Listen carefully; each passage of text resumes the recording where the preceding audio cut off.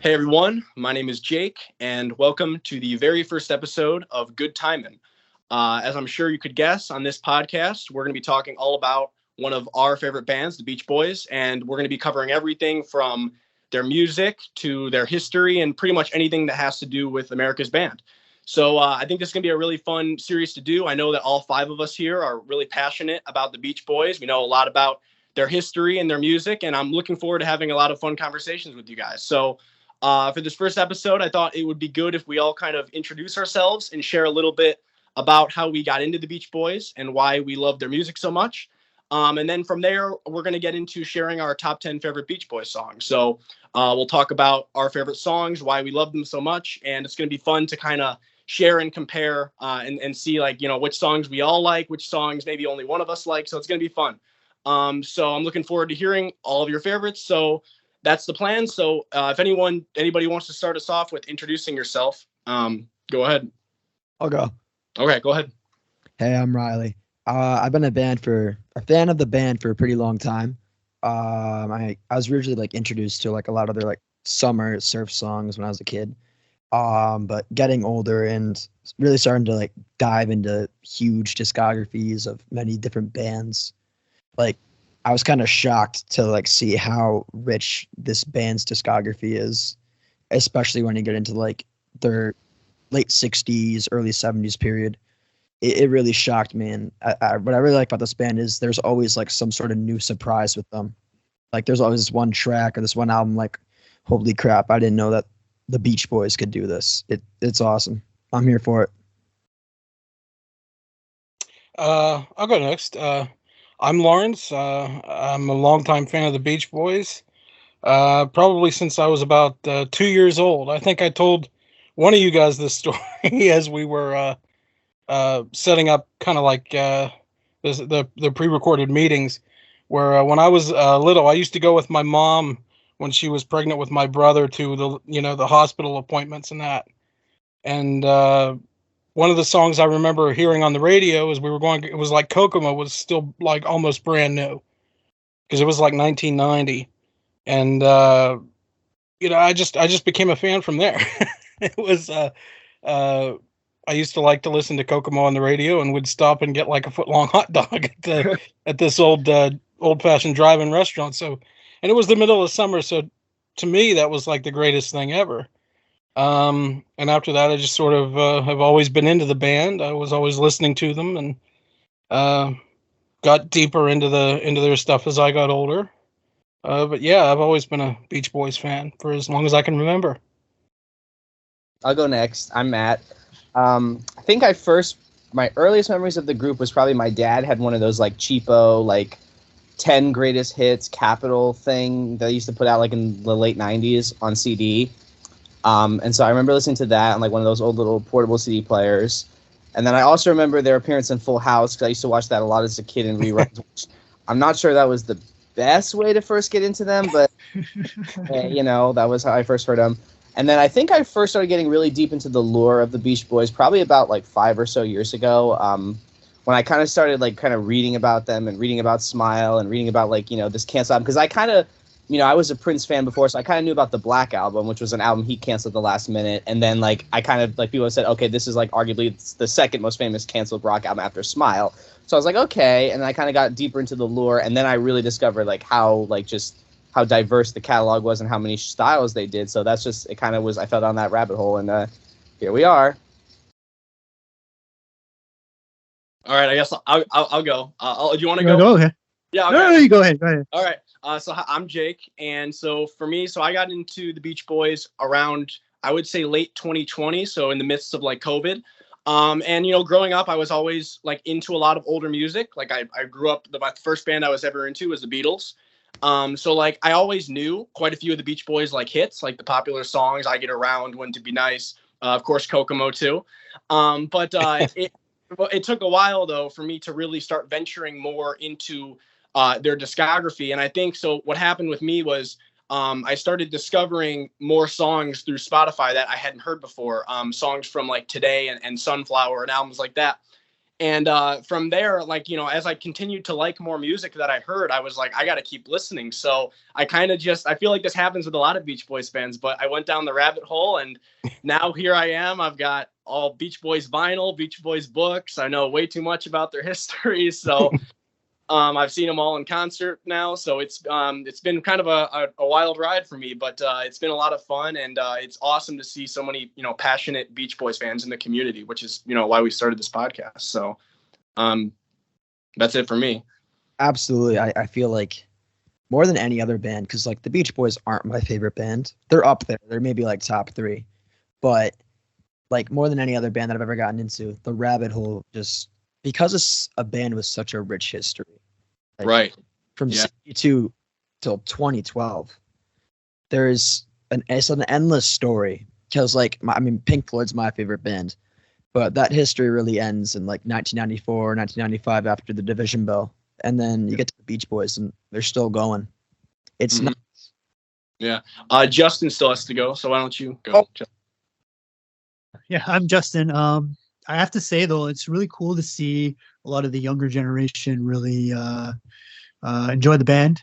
I've been a fan since the 80s, so I've been around quite a bit. I look younger than what I am, but my story with Beach Boys started in about 1987 or so. I was very young. I was kind of a weird kid.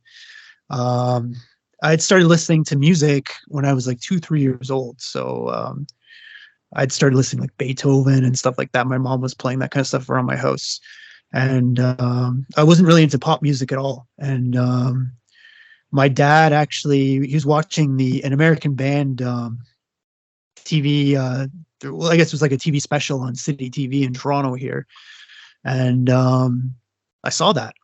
And I was like automatically, you know, like when you're young and you like pick up so many like, well, this like, well, as soon as somebody teaches you something, you just like, you automatically gravitate towards that thing. And even before hearing a note of their music, I thought they were so cool, and like just the way they carried themselves, and like how they started young and then all of a sudden they were older, and there was this huge rich history of like all this music I could discover kind of thing. So it was really cool in that respect. And then Kokomo came out shortly after. I think it was like a few weeks after, and that was like a huge hit. And I just remember seeing that movie too. So it was kind of cool. And then from there, it was just literally trying to find whatever albums I could find in the wild at that time. It was really hard to, that was before the two first came out. And a lot of it was just finding old vinyl in like random spots, or just hoping to find one of the twofers in one of the stores that I lived in. In Toronto, there wasn't a lot, because they are America's band, right? They're not Canada's band. So Rush.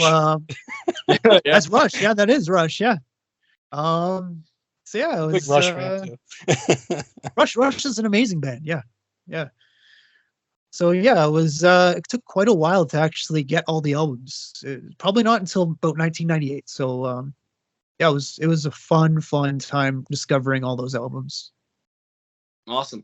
No, I think it's really cool how like everyone has like their own like background with the Beach Boys, you know, like how you started out getting into them, but in the end we all kind of go down the rabbit hole of like, and then we end up becoming diehards. We're like, yeah. It's funny how like passionate, you know, all Beach Boys fans are. Yeah, pretty funny thing.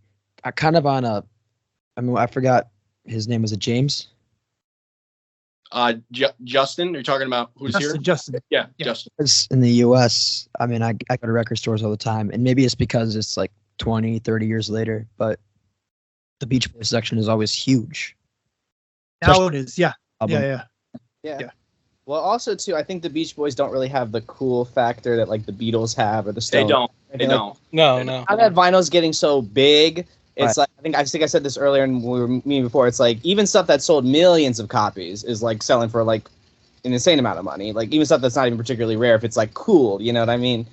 Right. Like Beach Boys' Dark Side of the Moon is not a rare album, but in not great shape, it's going to be like $20 on vinyl if it's like an older copy, and it's not rare. It sold like a gajillion copies. Same thing like Led Zeppelin 4. but those are cool bands. You know what I mean? Right. Like No, Pink, it's funny. It's funny you said that about, like the Beach Boys not being cool, because like I did a video project for one of my college classes this past semester, or the spring semester. And I literally said at the end of the video project on the Beach Boys, I said, even though they may not have the cool factor of some other bands like the Beatles and Pink Floyd and groups like that. So yeah, they're right. I knew you like that. Yeah, but they're a band where like they've never had that cool public image, but to me that's okay. Like there's nothing wrong with that. Yeah. And I will say too, like, yeah, like maybe, like their albums don't sell for as much because, they're not as cool, but it is cool to see like albums, some of their later period albums getting more recognition and acclaim over the past couple decades, because, like I feel like for a long time, like nobody knew about albums like Sunflower and, some of the late 60s lo-fi albums. Just, but now with like all these indie bands that like are influenced by those albums and that style of music, it's interesting to see that, and I'm happy that they're getting the recognition that they deserve. But I agree, and I think for me, it's I don't know if you guys are big into pop music, but I like pop music a lot too, and so I'm on Pop Heads, which is the subreddit for pop music. And the thing I've noticed in pop music discourse, it's big about success, what sells a gajillion copies, who has the most diamond albums, this and that. And the thing is like, it's wonderful to have success, but a lot of times the most influential music didn't sell a ton of copies. Velvet Underground and Nico, that didn't sell much, very influential. Brian Eno stuff he did in the 70s, didn't sell very much, very influential. Kraftwerk, didn't sell very much, very influential. Hootie and the Blowfish's Cracked Review, 20 million copies. Who the hell is signing that nowadays? buying that back then, like, I love Hootie, but what? But that's a really good. I'll just say it sold a gajillion copies, but who's citing as an influence? That's a really good point, and you actually see that a lot. And I talked to Jake yesterday. One of my favorite bands and one of my favorite albums is the Stone Roses, and they were huge in Britain. Like 1989, their debut album sold a gazillion copies over there. Nobody knows who the Stone Roses are in the U.S. And you kind of look at the Beach Boys. When that 70s period hit, the U.S., nobody really cared for them. But who did was Great Britain. Yeah. UK, yeah. So it's crazy to think like they were popular at one point, but then they fell off. But there is always that crowd of people that's supporting them in some capacity. Yeah. Right. Let's say they're also like real musicians. That's why you have all these indie bands like REM and all these places that come and like say, oh yeah, I was really influenced by that. And also, too, of course, don't get me wrong, there is stuff that obviously sold a lot that was influential. The Beatles, obviously, or Nirvana's Nevermind. So, I'm just saying that I think that commercial success is nice, but for me, it's also about the impact you have decades later. Some commercial success is great, but, what really keeps you going is like the people that decades later say, hey, I loved this, I loved that, Shout out the Lemon Twigs. I don't know if you guys know who they are, but... Oh, did you give them a listen? I was listening to them all day. I'd listen to them on my drive to work. I listened to them on my lunch break. Yeah. They're great bands and also Beach Boys fans. So yeah, any Beach Boys fans listening that are looking for like a new band to get into that kind of has that like retro sound, like Beach Boys, Beatles influence, definitely check out the Lemon Twigs. Great band. Who else claims to be Beach Boys influence is AJR, but I can't get into their stuff. I've tried. It's not for me. Yeah, it's not for me. I'm not going to trash any bands. I'm not trash. I'm just saying it's not for me. If you like them, yeah, cool. No, not for me. If you want them to get trashed, go watch Fantano. He's done much trash. I hate Fantano. What'd you say? Everybody does, but he is like the most basic music reviewer ever. Well, that's what I've heard, and that's why I've never really gone into his channel much, because it kind of sounds like he's just like an echo chamber of like, Yeah, because he'll take a lot of these opinions he'll see like on the internet and just like say it to the general public, and the general public's like, this guy's a genius, but like he's just really into it. He's not. Is he a genius? Critics are critics, even Christ guy. I like reading his. I don't need the freaking thesaurus when I read his stuff, because he uses like the biggest words ever. And I consider myself very well read, and sometimes I'm like, where the hell is he pulling this out of? No critics are geniuses in my opinion. Oh. So. No. The geniuses are the ones making the music. Making the music, yeah. It's true. Yeah. It's true. The critics are often like the ones that are like stuck up and never good. But they're like failed musicians. Like yeah, right. Or failed, like film critics are like failed people that went to film school and failed. Yeah. So now they're just venting on artists that they don't like, So. All right. I'll talk about my other podcast, which is a film podcast where we do film critiques and stuff, but it's different. It's a different tone. Yeah. Yeah. We do. We take screenplays that are unproduced and sent in to us, and we read them and perform them. So it's kind of like that. Sounds cool. That Cool. sounds That's cool. cool. I definitely like film. I'm a big film guy too, so I'll give that a listen. Yeah, It's for called sure. the Unscripted Scripts Show. If you guys are interested. All right, cool. I'll Yeah, give we'll put a link to that at the bottom of this one. Okay. All right. Cool. I'm like and subscribe. All right. So if you guys want to move on now to getting into our top 10 favorite Beach Boys songs, are we ready? Pretty much? Definitely. I have the list pulled up. Yeah, I've got Awesome. mine. Before we start, just to kind of review how we're going to do this. So what we'll do is, we've each gotten our list written down from 10 to 1. Yeah. And we'll start out at 10 and we'll each go around. So I'll share like my number 10 and then we'll go to Riley. He'll share his number 10 and we'll just talk a little bit about the song, why we like the song. We can obviously like talk a little bit about it too, like have a discussion. But we'll just work our way around and work our way to number 1. So I think it'll be fun. So does anybody want to start? You got to start us off. This was your idea. Yeah. All right. Okay. So looking at my list, so number 10. So it was really, these last 3 spots were pretty difficult for me to figure out like what songs I wanted to list. But number 10 on my list, I went with In the Back of My Mind from Today, one of the amazing ballads on side 2 of Today. This one has a really great arrangement. I love the arrangement on this with the Wrecking Crew on it. It's just a phenomenal song. Dennis has a great lead vocal on it. One of his best vocals he ever did, in my opinion. And it's just a really moving song, lyrically and the arrangement. And it's a song that really has an effect on me. So I enjoy it a lot. I agree. I think it's a great song. And speaking of Dennis in general, one of the things I love about Dennis is even, when he was younger, about 7 years older, there's a certain earnestness to his voice. I've always been a sucker for people that have earnest voices like that.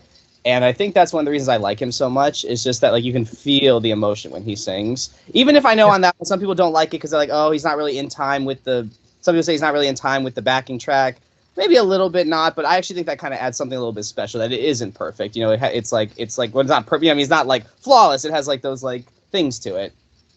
And in a way, I think that makes it more human. The fact that it's not almost like it's not perfect, perfectly distinct in a way. So I think that, and also before we do move on to like the next person here, I don't know if any listeners have heard the Brian Wilson version of this song from the mid 70s when his voice was starting to change. But he did a piano demo version of In the Back of My Mind where he changed some lyrics and he played it at like a slower tempo. And it's really powerful. I actually might prefer it to Dennis's, but I do love the original as well. So Mention that. Yeah. That was a really, it was almost haunting. it is. Yeah. Actually, like if you know that period of Brian's life, it's Right. That's really what does it for me, is knowing like what Brian was going through around that time. Yeah. Yeah. All right. You want to go next, Riley? Yeah, sure. I'll go next. All right. Go ahead. I have California Girls, number 10. Classic. And Classic choice. it was my top 3, maybe my top, I think it's my number 2, maybe listened to most for the past year. And I don't know. I think everything about this song is perfect. It is one of the best pop songs of its era. Like truly pop. It is very rocking, but it's truly a pop song. The opening to that song is incredible. Yeah, for sure. And I play guitar and I play a lot of instruments, and playing that is also really fun to do too. And I think that kind of adds on to it for me. But then you get through like the first couple of verses of the song, the chorus, and then you hear the dun dun dun dun dun dun dun dun dun dun part. Yeah. It's like a reprise of the intro, and I'm like, that hits so hard. And I can't help just like when listening to it, thinking about the music video that went along with it. Or I don't know if it's the music video, but Was that the one on that show? yeah, and you have them on On like, the Jack Benny show, I think the one you're thinking of. and I can't help but like, even like, I'm not the biggest Mike Love fan, but that show, he rocked it. Yeah. In the early years, he really was. Like, I'm kind of ambivalent. Mike was never lazy on stage. Like, I think of like Dennis in the background, just like rocking his head and just going along with it. It's of like most of their like summer and like surf and that kind of music, I think California Girls is one of, if not the best. And I don't know, it's just a rocking song. I can't help but enjoy it every time and always go back to it. Even though it's like some of their earlier stuff, it's like, you gotta admit, it's a great song. It is. Yeah, it It's is. a Brian Wilson song, so yeah. Right, it goes without saying. It's like the Let 'Em Run Wild, right? Of that one, if I'm not mistaken. Summer Days, Summer Nights, yeah. Oh, that's the flip. No, the flip side of the single is "Let 'Em Run Wild," right? Of California Girls. Yeah, that's a hell Yeah. of a single right there. That's I mean, a song. I- George yeah. Harrison actually liked that one better than California Girls. He had an article one time about his jukebox. He's like, I have this in my jukebox for this. I've read that, yeah. And that's actually my personal favorite song on that album, and it almost made my top 10, Let 'Em Run Wild. But California Girls, there's no denying how timeless that song is. And I feel like that's one of their best songs live. Like when they play that song live, it's awesome. Absolutely. And that's Yeah. what it is. It's a rocking song, like studio and live. I think Brian said at one point it was his favorite song that he wrote. Yeah, he He did. said that about a bunch Yeah. of songs. But I feel like that he mentions it a lot, so I feel like there's a lot of staying power to it. But Yeah. I love that song. Also, fun fact: did you guys know that the publishing company that eventually got the rights to that song one time threatened to sue Snoop Dogg and Katy Perry for their California Girls because at the end he puts, "I wish you all were California girls." Oh, wow. Oh, really? Sure. No, Mike Love said Yeah. that. Like, I don't think it was Mike Love because they don't have the publishing anymore. But Love actually cares. I feel like you'd be like, oh, just listen to our version, kind of thing. But Yeah. that's the one I remember. I was in middle school when that Katy Perry thing dropped, so that was everywhere. Which it's fine, but it's not even the best song on that album. But you I know, didn't listen to this for, like the Brian Wilson California Girls until I was like, I mean, I heard it on the radio, but like, I mean, really listened to it until when I got into the band a couple of years ago. Yeah. But those first notes just yes. hit. Yeah. I think he considers that one of his best pieces of music. Those opening notes. When I was doing research for my book, actually, came across an article that mentioned in 1976, anyways, when this guy came into his house to do this interview with him, his piano bench actually had those notes sewn into the piano bench, the opening notes. Wow. Wow. That's Uh, really It's kind of a neat little tidbit, right? So Yeah, that's Practice Yeah.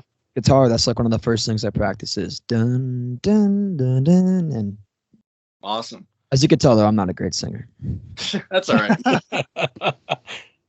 Matt, do you want to go next here? Sure. So All right. my list, as I've said it before, but my list it is what it is today. It'll probably be different tomorrow. And I tried to go for kind of more esoteric stuff. I didn't want to just go for like the biggest hits. So my number 10 is The Traitor from Holland. great Oh, song. that's a great Yeah. song. Awesome pick. Carl. Probably one of Carl's finest moments. I really love Jack Riley's lyrics too, just because like I kind of like that they talk about like manifest destiny and stuff like that. I think that was pretty progressive for the 70s, honestly, because like I can't really think of too many groups that would talk about stuff like that back then. At least people tried to talk about stuff like then, but it kind of like in hindsight aged badly. Like John Lennon's "Woman is the end of the world." Like I get what he was saying, but you look at it now, it's like, why the hell did you write that? Whereas like this, I think is like very like it aged beautifully. Like what they talk about aged beautifully. And I like how it's the two sections where you have like the the opening part that's like the one part, and then you have like the other part that kind of like the flowing at the end. Sorry, I'm not like a music theorist or anything, so I don't know how to explain it that way. But I love that song, and I like how he put his son at the beginning. Is that Justin or Jonah at the beginning? I think it's Jonah. Jonah. Yeah. The high. Jonah, yeah. Yeah. Traitor? Yeah, that's a good one. Yeah, the opening of that song I love so much. When you get the high and Trada and Carl's vocal on that song so good. Like that's one. My God, I love that song. Keep this in He the phone. He could rock. He had a pretty good rock vocal that doesn't get talked about a lot these days. That really should be. For sure. Also, I wanted to point out is a lot of the Carl's best songs were co-written with Jack Riley. Yes, like And Long Promised Road, right? yeah, Feel Flows, yeah. You'll Come Home too, though. I know that one wasn't Jack Riley. no, that was Jeffrey Cushing Miller, I think. Yes. Very. Yeah. Very. I don't know who co-wrote it, but I just like it. But yeah, Do we want to move on to Justin? Yeah. I have kind of an oddball one for my number 10. I'm ready. Like Matt mentioned when we started recording that it changes from day to day, but for me it's "I Went to Sleep" from 2020. Nice. Brian Oh. Wilson song. Yeah. Yeah, that's a good one. Yeah. that was a good one. It's kind of a simple song, but it has kind of an underlying uniqueness about it, and the clarinets and Brian's vocal on it would easily fit on Friends. I would think, but I know it was recorded a little bit after that, and yeah, it's just a great little song. It just came out of nowhere on the album, and yeah, I love it. Yeah, I think that song, I feel like you could not pick a better title for it. Like that song, Yeah, the feeling of like tiredness and going to sleep like so well. Like the kind of like the sleepy instruments, you know, the instrumentation on that track. It's like just perfect. Yeah. It kind of fits in like that kind of thing where like whereas Ryan was just writing songs about like just random things like what's that one? Busy Doing Nothing. it's doing nothing. Yeah, Or like I'd Love Just Wants to See You. It's just like kind of like fits in like that kind of vibe of what he was going for at the time, where it's like kind of just like let's just write about mundane tasks, but like make it actually sound like something from the heavenly. He just had that super melody. Yeah, it's I always simple song, but it's like complicated at the same time because of the harmonies and like the music and everything. It's hard to explain exactly what it is about it. It's so magical. Yeah, no, that's definitely one of like quite a few underrated songs on 2020 that like, outside of the community, nobody's talking about that song. I think But like, it was kind of an underrated record, honestly, because it has a lot of good stuff on it, but I think it's kind of sandwiched between Friends and Sunflower, so it's overshadowed. right, not in a good spot. Yeah. Also, there's the Manson connection too. Manson 2 thing, I know True, the Manson true. thing takes a lot of people out. Yeah, I like 2020, but it is a very weird record for me. It kind of seems like their White Album, where like it is a lot of songs they were working on at the time and just kind of like not Fragmented. together, Yeah. but just Yeah, kind of very disparate Not kind the of. most cohesive. Yeah. Yeah. right. Like, It wasn't very at the cohesive. times where it's just like they just threw a bunch of stuff together, and it's like some of it, here's my hot take about the White Album. It's too long. I know it's probably a huge hot take. Not really. I mean, it's not that I don't know, much. some No, people it do. was too long. It's too long. It should have been a single for me. I get why it was a double. Like I know what was going on, but for me, it should have been a single. It's never been my favorite Beatles album anyway. My two favorite are Revolver and Abbey Road, but that's just me. Yeah, fair enough. We could talk about the Beatles another time, though. I feel like that, Oh, for sure. That's a whole other rabbit hole, exactly. That's a totally different podcast. Yeah. Or like Prince's Sign of the Times, if you're familiar with that album too, he put like everything into that record. It's like Yeah. so many Yeah. different songs, and it's like I think that's kind of like 2020 is. It's like so many different things they tried, Right. good album though. Yeah. All right. Lawrence, you want to go next? My number 10, I picked Sloop John B from Pet Sounds. Classic. It's just always been one of my favorites, and it's maybe just for personal reasons. I just love to sing it. It's a lot of fun to sing, and it sort of fits my vocal register a bit. To sing with it and do it at karaoke, fun stuff like that. I've always just sort of loved this song, and I've always sort of been. I like their songs where they talk about like the sea, boats in the sea. I love that theme that the Beach Boys have, where they sort of do that. So Sloop John B, it's a lot of fun to sing. It's a lot of fun to listen to. And I actually have several Pet Sounds in my top 10s. But the bottom three, like you, it was very difficult to pick. But yeah, Sloop John B ended up being my number 10. It's a great song, and it's a lot of fun. I No, think I after the feel same. You're not the only one that has multiple Pet Sounds songs coming up on. Oh yeah. Yeah. All right. I guess it's back to me then, right? I believe. Yeah. All right. So number 9. So this one, maybe some of you had this one a little higher. But I went with Surf's Up. But I'm going with Surf's Up from Surf's Up, not the Smile version. Okay. Because I really like Carl's vocal on the Surf's Up version. I like the production on the Surf's Up version. And it's just a really well constructed song. Obviously, Van Dyke Park's lyrics are a bit confusing, but to me, like, it's not about understanding the lyrics. It's like the atmosphere of the song. Yeah. Like how, like the actual feeling you get listening to it. And that's what does it for me. And I really love the second half too, with Brian and the piano. And when those group harmonies come in at the end, it's just amazing. So my number 9. I will say. Sorry, you go ahead, Lawrence. I would hate to jump the gun here, but I also had Surf's Up at number 9.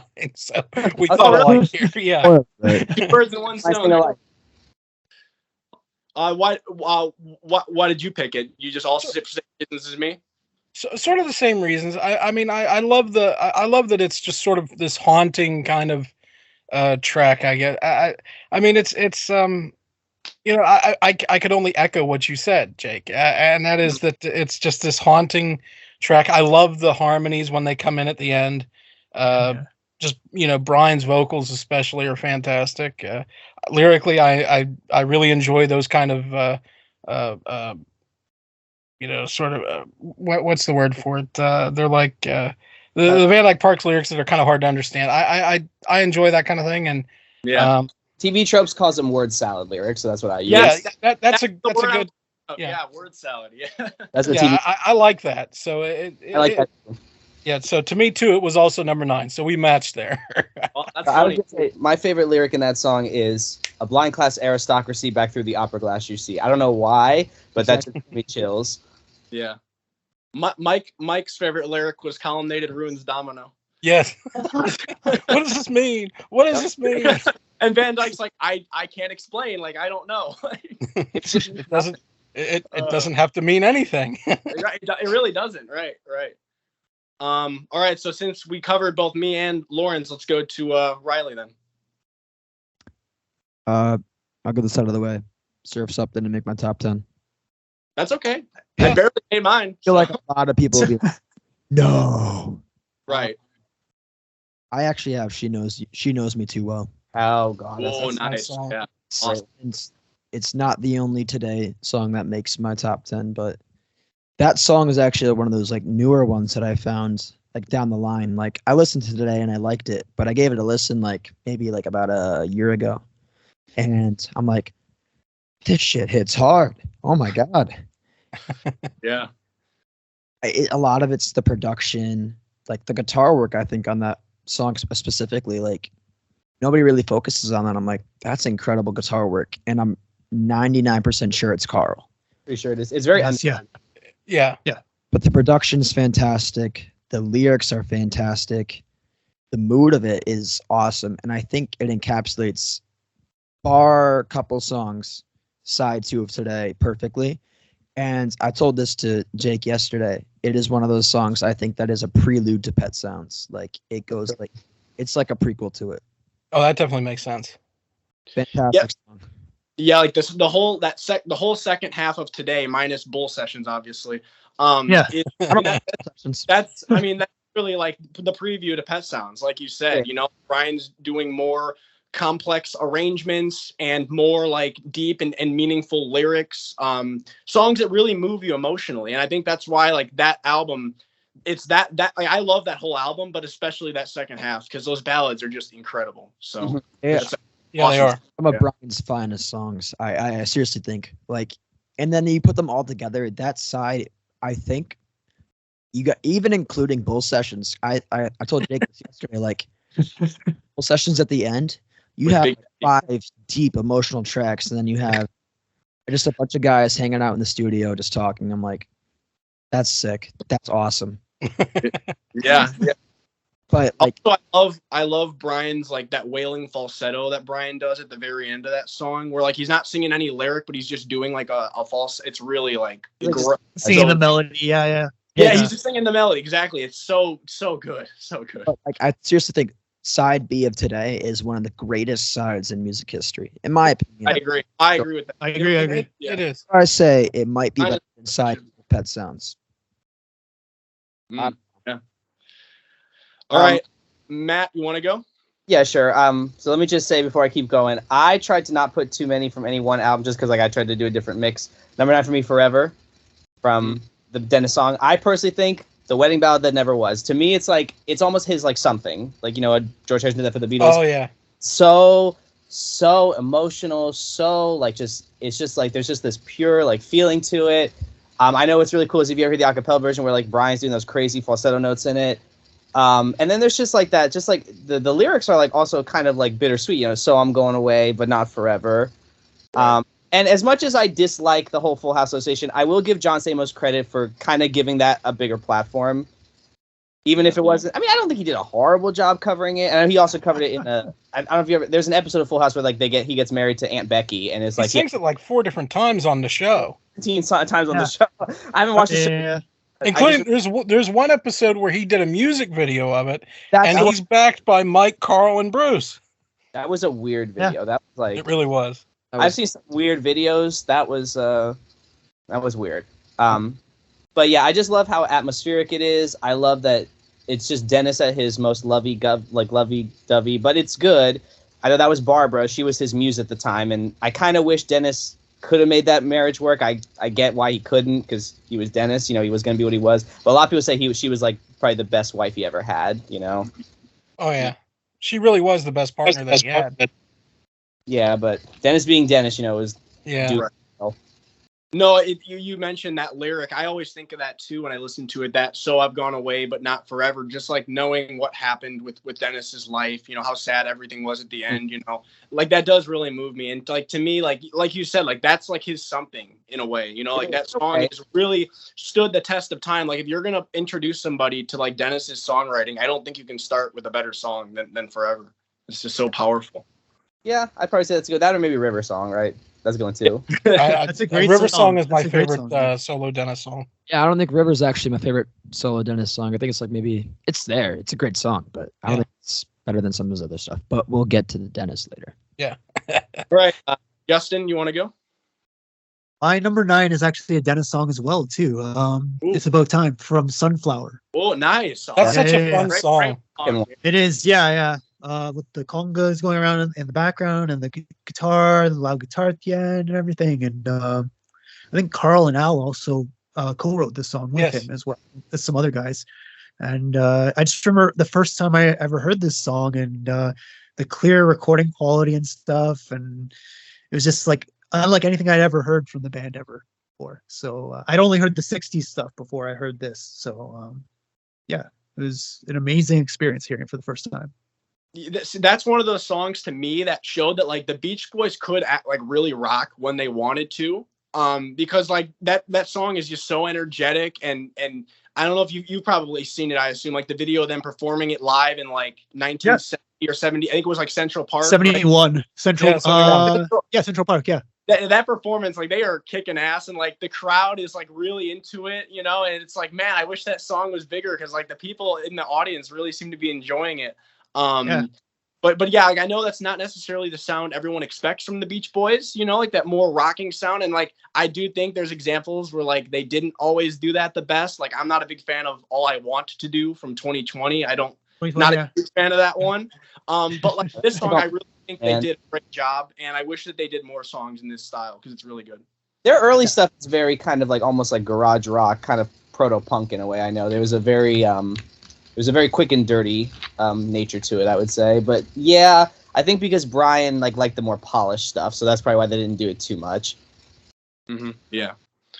Did we went all the way around again? I think, right? Yeah, so, we did. Yeah.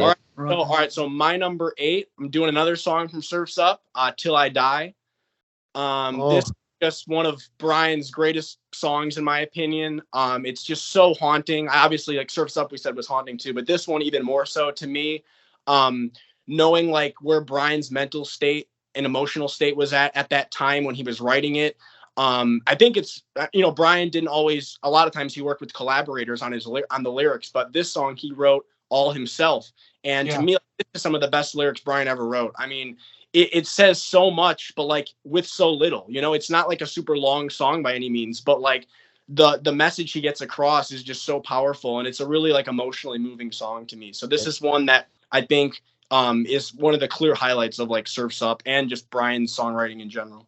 Have you ever heard the a cappella version of that song? Yes, with like Brian like wailing. Yeah, that is so.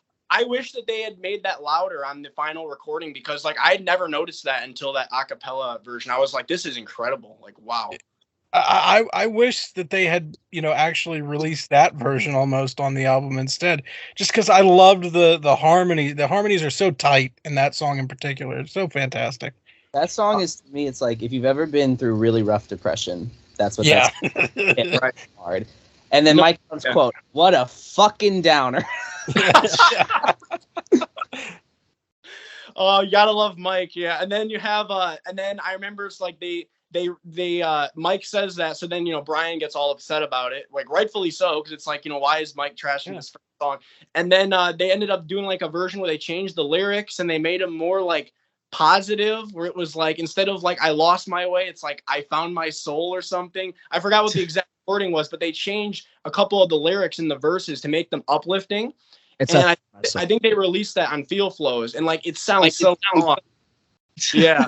Also, I think me and Riley were talking about this earlier. There's like an extended version where like I think it's is it Steve Desper who did Steve Desper? Yeah, Steve he did Desper, the yeah. mix for that. Yeah. Yeah, that if any listeners haven't heard that before, look that up. Look up like Till I Die extended mix, because it's incredible. I really like the instrumentation.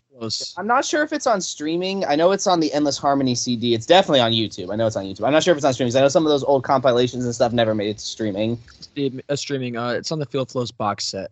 Oh, it's on too? Extended version, yeah. It's on Feel Flows, but they've got the stupid alternate lyrics on that one. But somebody on YouTube did an edit where they did like the Desper intro with the original song, and it works really well. So okay, yeah, I haven't listened to the Field Flows box set in a while, so I don't remember anything there. That is an amazing song, but it just missed my top 10. Yeah, amazing song. Outro alone, though. What's that? The outro of the song, incredible. Oh yeah, definitely. And like Lawrence was saying, I wish they had made Brian a little louder on that, because it's incredible. Yeah. That's all these things haunt me or whatever until I die. Whatever the final lyric. I die. Yeah. Right. Yeah, that's a great part. Yeah, it's a beautiful part of the song. You want to go next song, Riley? Yes, sir. All right. I got Darwin. That is, I think, one of Carl's first rocking vocal appearances.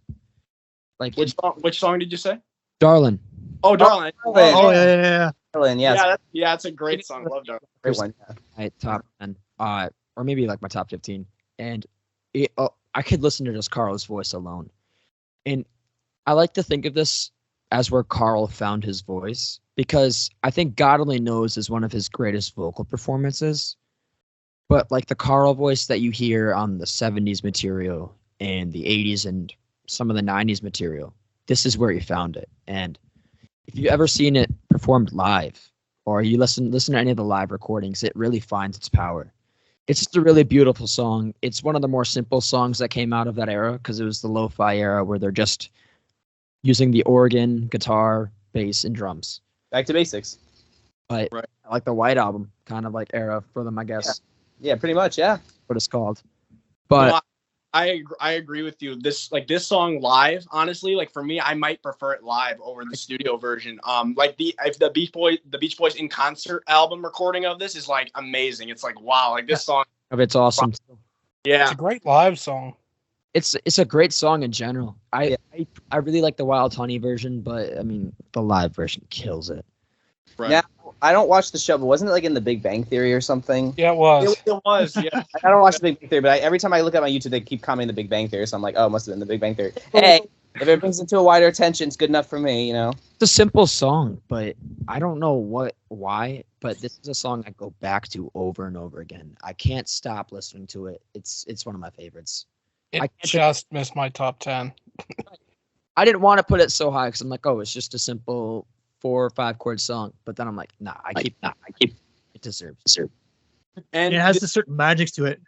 That song. I remember when I first heard it, it like just blasted out of the speakers, basically.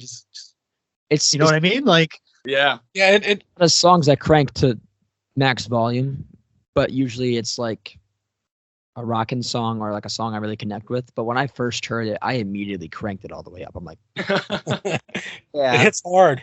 It hits. No, and what you were saying about like Carl's vocals, like on this song, like how Carl really finding his voice with this one. Like I think of Wild Honey in general as an album where like Carl really broke through with his vocals, like that R&B soulful style singing, like he does the cover of I Was Made to Love Her on there. That's really good as well. Yeah, and a lot of that album he's singing lead or singing vocals on, so he does a great job on Wild Honey. Well, this is that whole album, and I'm sure we'll talk about it eventually, is where Carl took more control of the band. Mm-hmm. Yeah, you see that with the R&B direction they took in that album, and love Wild Honey, and I definitely love Darlin'. Wild Honey's a great one, and I bet you Stevie Wonder loved that because Stevie Wonder's a big Beach Boys fan. He wrote one song on the one album for them. But I bet you he loved that cover. I could imagine he probably had a big grin on his face first time he heard it. A Sheck, but like he had to have like covered that song at least once in his life. Like, there's no way he didn't. Yeah. Yeah, for sure. All right, who's next? Matt? Me. Yeah, man. So I chose something from Love You, which I know is a polarizing album. The Night Was So Young. Woo, yeah. It's Oh. just something about that song, man. I mean, that's just like, Uh, it's so pretty. It's so like wistful. It's forlorn. It again has some of Brian's like lyrics we're talking about, like, you know, it's like, what's it like? It's 3 a.m. I go to my kitchen I go to my sink. Yeah. and pour a cup of milk, whatever. I haven't heard the Or song. glass of milk, yeah. Glass I of said milk. the same. Yeah. And there's something about that. It's just so. It just kind of shows you kind of what his psyche looked like at the time, and it's like the fact that, you know, he was in the state he was, but could still put something together so beautiful, pretty impressive. But isn't the song kind of have a gross genesis, or am I thinking of another song? I think you're like thinking some of another song. Maybe I think it's another song. You might Oh, be no, thinking- maybe it is yeah. that song, yeah. Because it was about like some like It is that 16-year-old song. girl or something. I don't know. No. It was think about it's- The Night Was So Young. That was about one of his mistresses at the time. Oh, Debbie Keith. Yeah. that's who it She was used to about. come over like in the middle of the night when Marilyn was asleep, kind of thing. Yeah. Yeah, it's funny how like there's multiple songs in like the Beach Boys catalog that like involve stuff like that. Like you have My Diane on MIU too. Oh yeah. That's a great song. Right? No, Yeah. they love it, but yeah. That's a good one too, My Diane. That's probably my favorite on MIU, honestly. I think that's Yeah. the only song on MIU that I actually liked. I'm not a big fan of MIU. About half of it I can take, a half of it I could leave. Yeah. I just to check yesterday. For me, like personally, it's like an album full of 6.5, 7 out of 10 songs. Yeah. Really- I get that. That's totally Fair enough. To me, it's like what's change? Go get the sleeping pill. That's what it is to me. It's like, but that's just my opinion. Everybody has their own opinion, you know. Except for My Diane, and I think Match Point of Our Love is also pretty Match Point is a banger, and I will defend That's it. it's like cringy, but it's like it's cringy as hell. But it's like I like it. I also like Sweet Sunday Kind of Love, but Carl saves that song for me. good. Oh yeah, I love that song. But That's like, the one too. Yeah. And honestly, I like Hey Little Tomboy. Sorry, not sorry. No, it has a good melody. Like I actually hate how catchy it is because like it gets stuck in my head and I do listen to it, but like lyrically it's a disaster. But I mean, I like that. Somebody had to What's defend it. cut on the album? She Got Rhythm. I like that one too. like I said, Last night I went disco dancing. Yeah. 8 out of 10, 9 out of 10. But then stuff like Bells of Whatever, Paris, yeah. Paris. Winds of Change. Oh my God. Like, can't take the CD out fast enough when that one comes on for me. Like they're all like It's a boredom. 7 out of 10. Exactly. Oh my God. But yeah, I'm so young. That's my number 8. All right. Who's up next? Justin. Sure, I can go next. Yeah. All right. So mine was another one from 2020.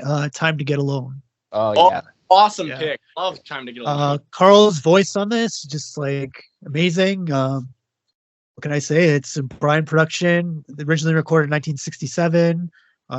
Carl added his vocal. I don't know if you've ever heard the Three Dog Night version, Not the original good. version of it. Yeah. The vocals aren't even close to what it ended up being like. So I think those vocals brought it up to another level. It's a great song. Yeah. I love the part where it's like the valley deep and wide. That's my favorite. Yeah. With the reverb on it. Yeah. I love my God, I love the part right after that. The aren't you glad we finally got away? Hey, that's so good. So good. I like the bass on that song. I mean, again, like that's coming like from like a musician, like the bass in that. Yeah. Like, dun, dun, dun, dun, dun. I'm not a musician, so I'm just a music lover. So Yeah. No, time to Get Alone, like that's such an underrated song. Like that's one where like like I Went to Sleep. It's like nobody knows that one outside of like big Beach Boys fans, but like that song is just so good. And I love Carl's vocal on it. Just a really great song. There's like a Wild Tony like remix of it on YouTube somewhere that I actually think's better. Oh, really? I'm gonna have to listen to that because I do like the 2020 version. So Ray Pullman did the bass on that one, in case anybody's curious. Yeah, based on that song. Hmm. All right, Lawrence. Jinx. Yeah, for me, my number 8, I know I mentioned this yesterday kind of in the group chat thing, but I'm a big fan of LA. and this song came from LA. It's my favorite track on LA. It's Baby Blue. Yes. Is my number Dennis, 8. yeah. Good Yeah. one. I love how haunting it is. It's just such a haunting kind of romantic kind of song. I mean, and I love the vocals especially. It's just with Carl's soaring vocals and then Dennis underneath. It's just so I really love Carl and Dennis together.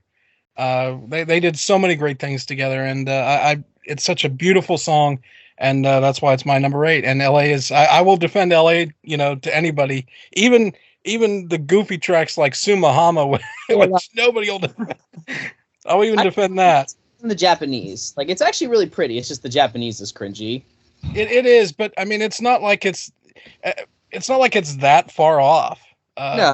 As far as Japanese, speaking Japanese, but it's more so the concept of Mike Love just trying to speak in Japanese. Yeah. I totally get that. But the song itself, that song is really nice. But Baby Blue is just such a beautiful song on LA. It really, the Carl and Dennis stuff on LA really, really brings it together for me.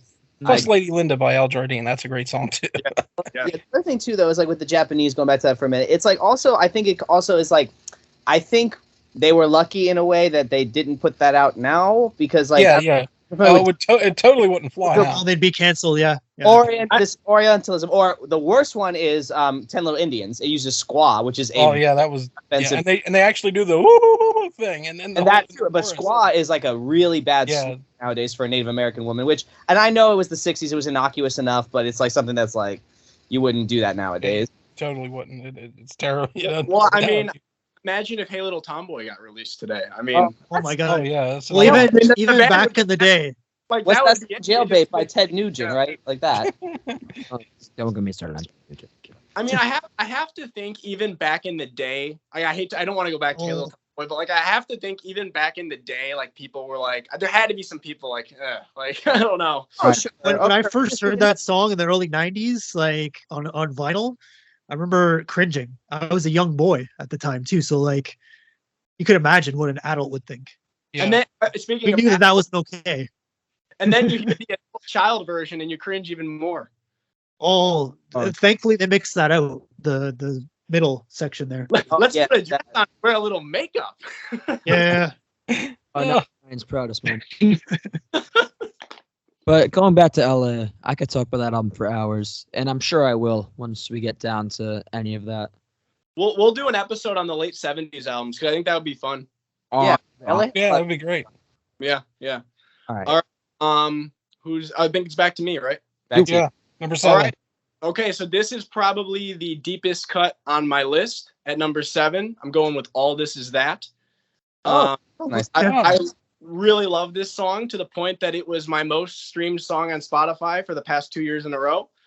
I just really love this song. I think it has amazing harmonies, amazing vocals. Carl on this song is just like so good. I love the outro with the Jay Guru Dev or whatever he's saying. Yeah. It's really such a peaceful song to listen to. I love Mike's parts, Al's parts on this song. And it's definitely like Carl and the Passions for me is a mixed bag. Like I like about half the songs, but the other half I could do without. But like that song for me is a standout. And it's like one of those like dreamier style songs that they did that I kind of wish they did more of. Like All I Want to Do is one of those as well, which I'm sure we'll get to later in the episode here. But that's just an amazing song. I love it. I will say that I'm a big Dennis fan, but I wasn't crazy for his stuff on Carl and the Passions. It was very half-baked. The songs I really like on there, the one that I love is Here She Comes. Yeah, that's a good song. I love the lyric that's like, wherever she goes, the devil dances and the gods lay down in defeat. Oh my God. The first time I heard that lyric, I was like, oh wow, that's a good one, Yeah, Ricky and I like Marcella and You Need a Mess to Help to Stand Alone as well too. All great songs. I especially like the part in the song where Carl goes like, "To and I." Like I love his like that song is like a great example of like how great Carl's voice worked like with the band. Like it's just like, and I don't know how else to describe it other than like angelic. Like that's his voice. It's just so singer voice. They released a live version of it on Sail on Sailor from the 90s with the guys doing it, and like Carl still sounds amazing on that. So his voice like, aged perfectly. Like Fine Wine. didn't age. It got better with time, and then it just Oh, like, better, yeah. Even when he was like dying of cancer, he could still kill it. Yeah, wasn't it like lung cancer too? lung cancer. Yeah, it was lung and brain cancer, I believe. I think so. Which, Yeah. wasn't that the same thing that same as Harrison? Yep. Yeah. Well, George had a bit of like a different voice. What'd you say? George had a what? George had a different voice though. Well, yeah. But I mean, But George also smoked like 10 packs of cigarettes a day. Well, Carl obviously Carl smoked. did too. Yeah, that's what that's Al why said Carl was the I- first one that was always lighting up in the studio, even before. Because Brian, I don't think really got into cigarettes until like he went into his really bad phase. Like that's what damaged his voice. Which don't smoke if anybody sings, because listen, look at what happened to Whitney Houston, man. right. Endless examples. All right. Well, I feel like Carl's the exception because I mean, yeah, he was still sounding phenomenal, even But like Nat King Cole, didn't he smoke a lot too? That's what gave him his voice. I mean, he died of lung cancer too, very young. yeah. Yeah. All right. Is it? It's Riley. So, I got Forever. Mhm. Oh, okay. Awesome. Thing that I think Lawrence mentioned it. Yeah, this is Dennis's something. That was me. Oh, it is. That was Matt. Yeah. That's something I've actually said before. It's like maybe one of the most like perfectly structured songs. And the chord progression is so beautiful because it uses the basic 4-chord progression, but it's done so well. And I'll get to another song on my list that uses the 4-chord progression, and it's done so well that you just don't even realize it. And Dennis's voice, I think, hit his peak here on this song. I agree.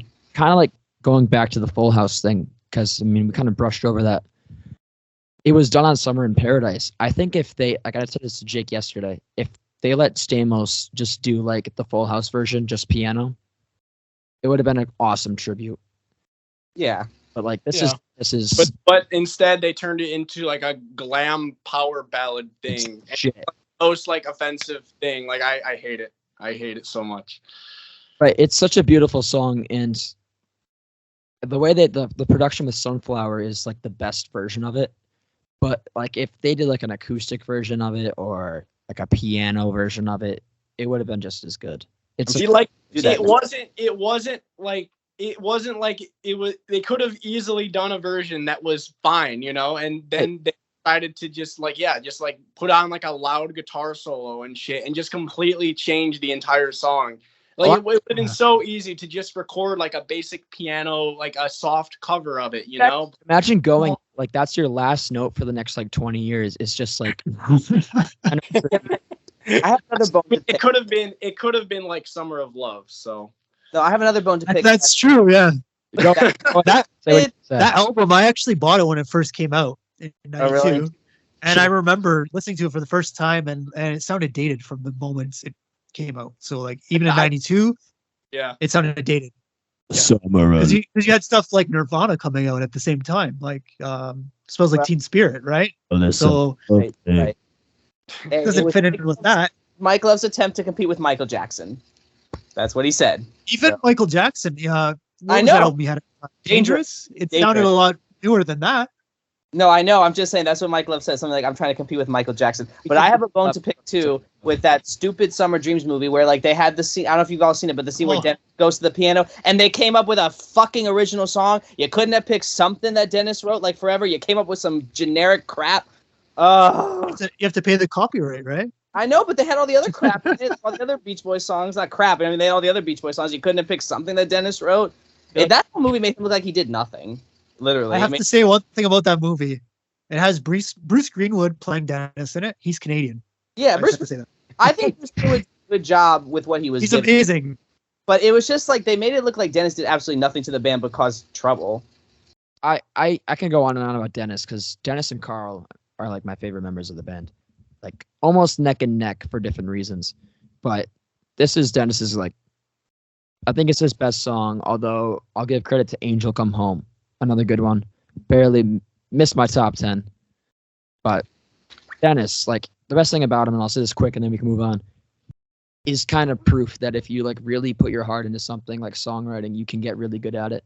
He Yeah. started off like meh, but then he got fantastic and he wrote Forever. So Right, and it's fun like watching the evolution or listening to the evolution of his songwriting. Like on like obviously on Friends. I know Brian was involved with Little Bird too, but like Dennis Bird, yeah. contributed parts of Little Bird.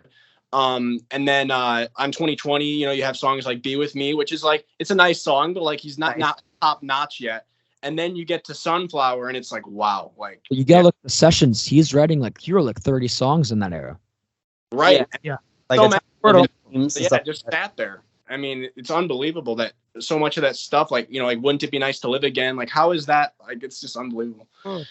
That song is. Why don't we move on? Because we could talk all about that another time. All right. Matt, go ahead. Yes, wonderful. But the Smile Sessions version, not the Smile version. Yeah. Chamber pop at its finest. Very pretty song.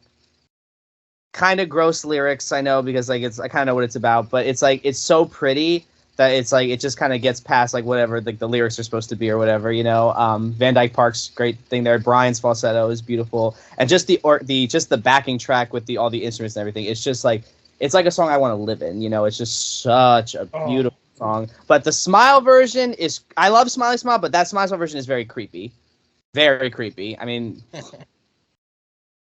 A lot of the Smile versions are very like haunting, like they sound wrong. Yeah, they're very creepy. Like you said.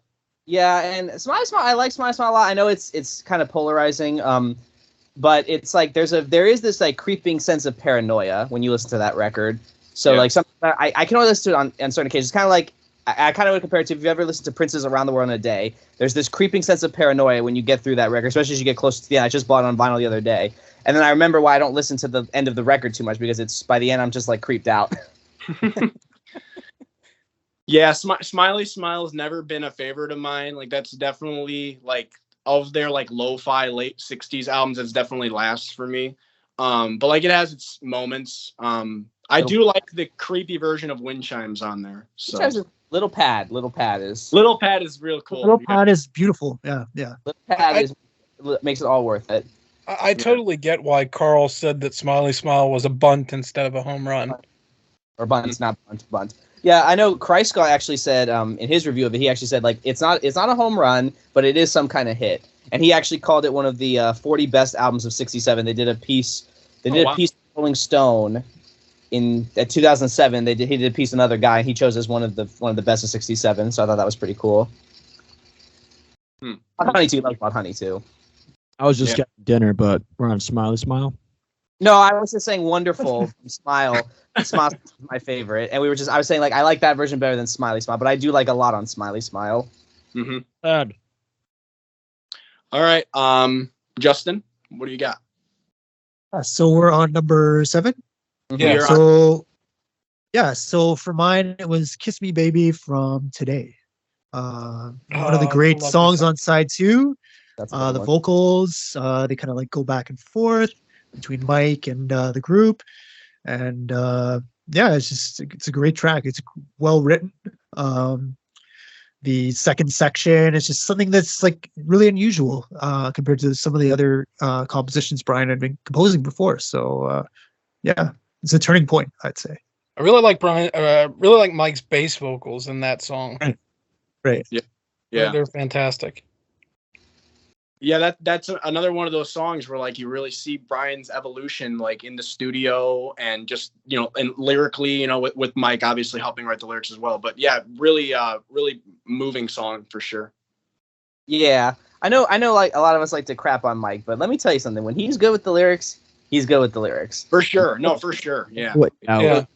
And Wild Honey too, especially one of my all-time favorite lyrics he ever wrote. Let the wind blow. Let the bees make honey. Let the poor find money. Take away their sorrows. Give them sunshine tomorrow. That's beautiful lyrics. No, that when they released the Wild Honey box set and they called it Sunshine Tomorrow, like that, the great name for it. That's a great lyrics, great title. Yeah. Lawrence, you want to go? So for me, I really like this song. I know it's kind of a deeper cut, but it's one of my favorites. I play it all the time. From Holland, Steamboat. I love Steamboat. Oh, okay. I play it a lot. And to me, I love just kind of like it's sort of slow and kind of methodical, but also I really love kind of the sound effects on it. You know, the instrumentation used to kind of mimic the sound of a steamboat chugging along the river, and just everything that they do in it. And I like the fact that, to me, it was almost kind of like a Carl and Dennis thing, saying to Brian during Holland, "Hey, we're going to keep this boat going, you know, so, you know, get well," that kind of thing. To me, it felt like that. Very atmospheric. Very atmospheric. Yeah, atmospheric. It's a fantastic song. Yeah, I think it's actually one of my most played songs on Spotify. But Wow. Wow. yeah, I loved it too. Mr. Fulton, that's the guy who created the studio. I Yes. thought it was such a cool reference that Jack Riley.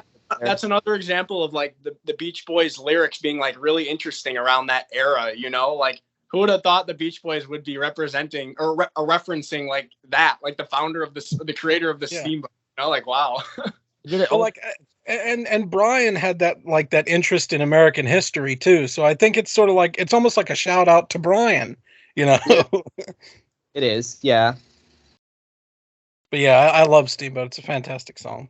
And if I'm not mistaken, I think that was originally supposed to be the opening cut on. I read this somewhere. It was supposed to be apparently the opening cut originally, or something on Holland before Like they they came. had Sail On Sailor, yeah.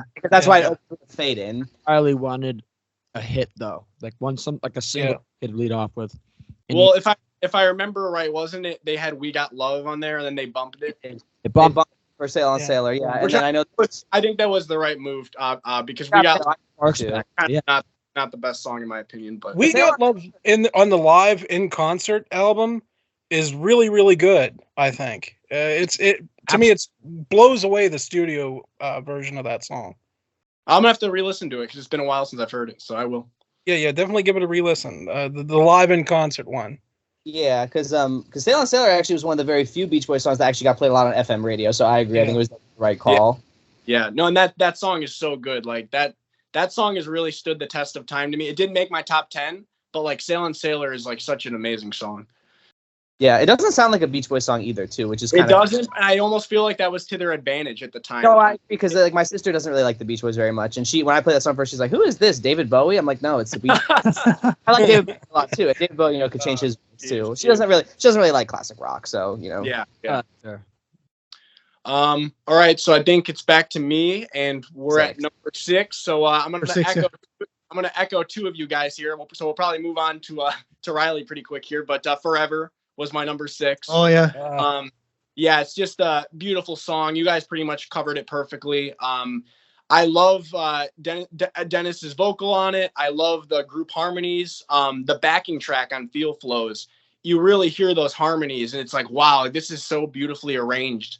And it's just, to me, like I said earlier, like that would be the song I would show somebody to introduce them to like Dennis as a songwriter. And also just show somebody that like Brian was not the only talented songwriter in the band. Obviously, Brian is the reason, the Beach Boys were as big as they were, and he wrote so many of their greatest songs. But like Dennis had a lot of talent, and that song really showcases his abilities. So, yeah. Absolutely. Yeah. All right. We're getting to one of my favorite albums. This What one, do we got? Surfer Girl. Not Okay. the song, but the album's fantastic, and I could talk about it for days. But I'm talking about In My Room. Yeah, Um, that's a good one. a lot of people point to Brian's first like fantastic song as The Lonely Sea. And I think that was his first like step in the right direction. But like talking about like preludes to that, I feel like that was more of a prelude to what was to come with In My Room, Surfer Girl, Your Summer Dream, Don't Worry Baby, all of those early slow hits. Surfer Moon too on Surfer Girl. Moon is awesome. I could talk about Surfer Girl for days. But In My Room, I think, is the standout track of the early era, up till about Shutdown Volume 2, because after that point they were kind of going towards like album focused things.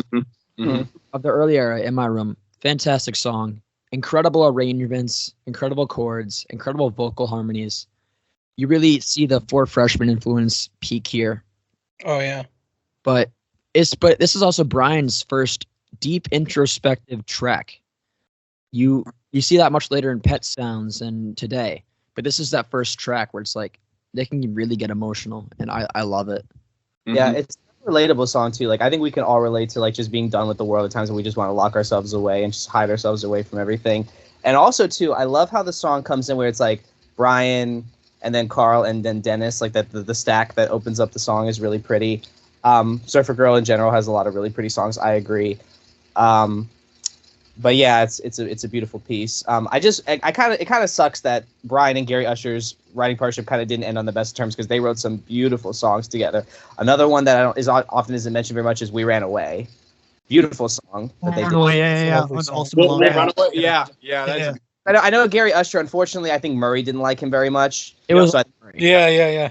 So that like kind of led to the partnership kind of like ending on a sour note. And then what was even sadder was, if I'm not mistaken, later on when he was dying of cancer, Landy kept Brian away from him. Yeah, which is really sad. In the late 80s. Yeah. In the late 80s, yeah. Yeah. But funny thing about In My Room, that you're talking about the beginning part where it's the one voice, two voice, three voice kind of thing. Apparently that was Murray Wilson's idea to do that. That's Brian mentioned that in a 1974 interview that was Murray Wilson's idea to do that. Murray was a smart guy, but like he has that Mike Love effect where he's just an asshole. Like he's could have said it a little bit better. Genius too. Yeah. Yeah. I was an asshole than Mike, but it was kind of like tough when like it's kind of tough to sympathize with the guy when he got to the point where they had to give him like a fake control board in the production room to play with. Yeah. Because they just couldn't stand listening to him screw around with their music anymore. Yeah, if he was seen the Murray Wilson Show parody on YouTube. Yeah, I love that. I showed my best friend that one time, and he still will sometimes quote it at me.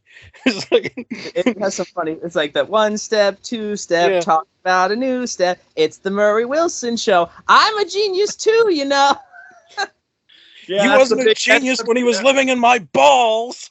Right, and it's like, then he's like, starts. The girls are like, we want to go. I don't know. It's funny. Yeah, that's such a funny series. The one where and a lot of famous voice actors participated too, like Tom Kenny, who voices SpongeBob SquarePants. He was in it. The guy who did Mr. Peanut Butter on Paul F. Tompkins on he was Murray Wilson. Have you ever heard Tom Kenny's impression of Brian Wilson? It's spot on. Yes. Right. Circling back, it's not like the easiest impression to do. You know, it's really not an easy impression. Yeah. Circling back though to In My Room, like. Just a fantastic song. I think it's Brian's first truly 10 out of 10 perfect song. I listened to that non-stop, like after like my first breakup. Mm-hmm. It's all right, Matt. Sure, yay. So I went with "Please Let Me Wonder" for number. We're on 6, right? Yeah, "Please Let Me Wonder." It's just so atmospheric. It's so emotional. We're getting back to the introspective stuff. And I think it's just for 1965 or whenever it came out, 65 when it came out, it's kind of like, you didn't really hear a lot of songs like that were written like then that were like so introspective and so like, you know, like there's like that questioning mindset. It's like, you know, am I the right one in this relationship? Are you the one I'm thinking of? You know, it's like, I kind of like that. And obviously Today kind of was one of the first, I would say, you know, 65 is when we kind of started with the album era. You had like Beach Boys Today, you had Rubber Soul that year, you had Highway 61 Revisited, which brings me to another. Sorry, I'm going to get my soapbox here for a minute. There's Popheads again. Somebody said the other day that Taylor Swift popularized cohesive albums. I like the girl, but some of her fans are just, ugh. I'm not even joking. Like, I swear. I know. The whole time? Yes, they said that she. Oh my God. The concept of cohesive albums. Like, some of that music started with her. I like the girl. I do. But some of her fans drive me up the wall. I saw her in concert. She puts on a great show. But like I said, some of her fans drive me up the wall. But yes, please back to Please Let Me Wonder. Great song. Like, I mean, like for me, that song, like, so it actually just missed my top 10. Mm-hmm. But for me, like, obviously, like, music isn't like an objective thing, but it's like, you know, we all enjoy what we enjoy. But like, if I were to like recommend a ballad from side 2 of Today for somebody to listen to, I would say that would be the first one I'd pick. I just think that's just such a beautiful song. And like you said, it's like, I feel like it's really unique for that time, like for it to sound like that. It's just a really beautiful song. It is. And then it's just, it's a wonderful piece. It really, really is. I'm sometimes in awe at how much beauty there is in their catalog. Like that scene in American Beauty, right, where he's like staring at the paper, like the bag floating in the wind. That's like me with the Beach Boys catalog. American Beauty. I know it's like kind of like fun to hate on now, but yeah. All right, Justin. So number 6 for me was Cabin Essence. Oh, that's a good one. Yeah. What can I say? The Carl and Dennis again, like a great Brian track that kind of like didn't come out, and then they put it together, and here we go. It's an amazing track. End of 2020. Al kind of called it like as their throwaway track, just kind of just putting it on the album just to fill it out, and it ended up being the best track on the album. So I agree with Al. You like 2020, don't you?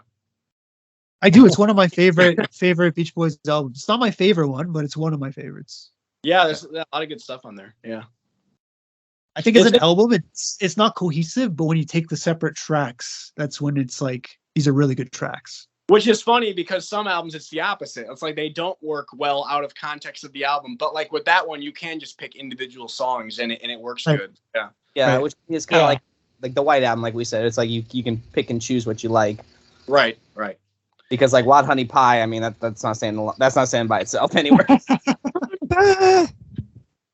Oh, geez. Yeah, that song is something. Yeah. All right, Lawrence. So for me, my number 6 was again off Pet Sounds, Caroline No. It's just such a beautiful song. And it's, anybody that's gone through like a heartbreak in your life, you just feel this song, in your bones almost.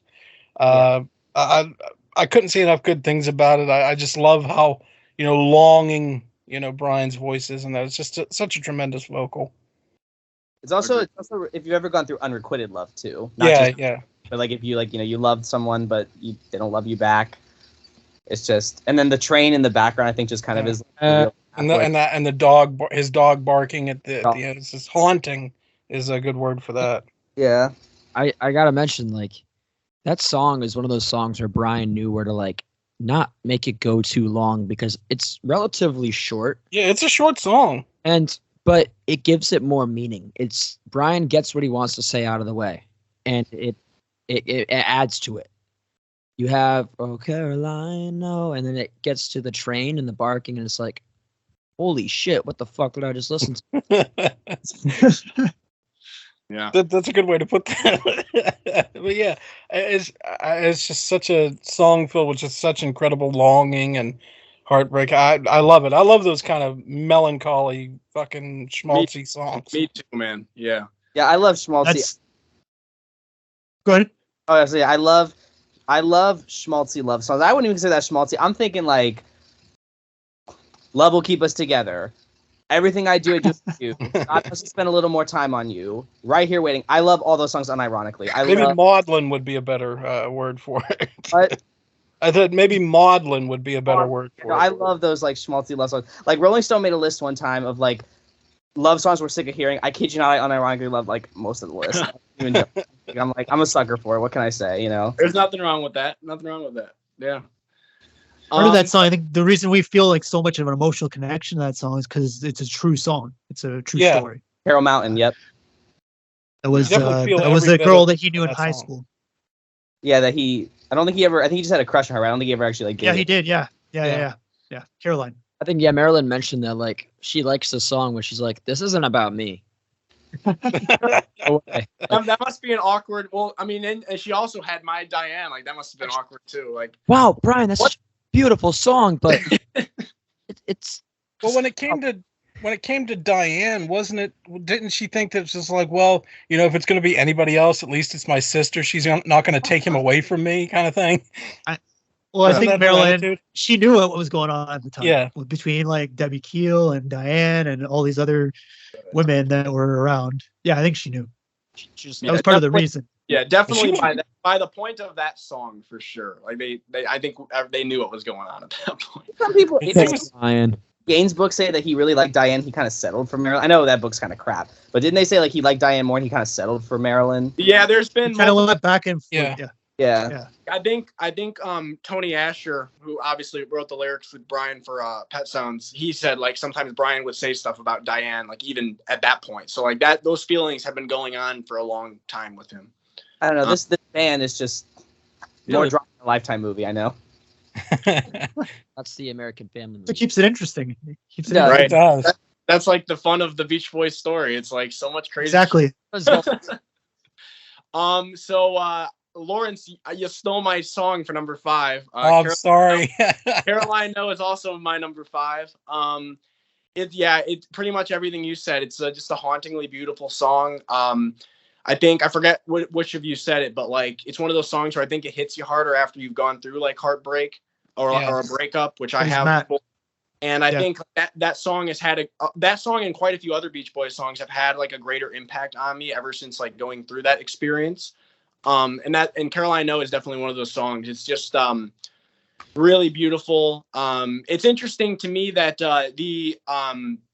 the release version on Pet Sounds that they sped it up a little bit, so Brian's vocal is a little high, more youthful. I didn't even. Yeah. Right, and if you go on YouTube, you can listen to the like original version, and I kind of prefer the original actually. I think it sounds more like this just sounds a little better to me. It feels more natural, I guess is the word I was thinking. Paul McCartney did the same thing on She's Leaving Home. They sped it up on the I knew version, not the original stereo version. But then I think when they did the remix, they redid it for the stereo version as well. Yeah.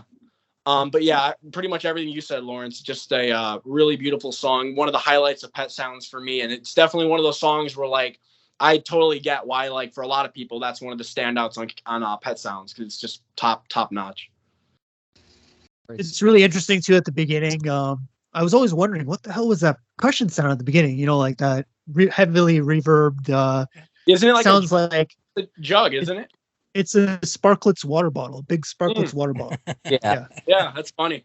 Amazing at that time. Like you have this huge budget for music, and we're hitting a Sparklets water bottle. And then he's using like sounds amazing.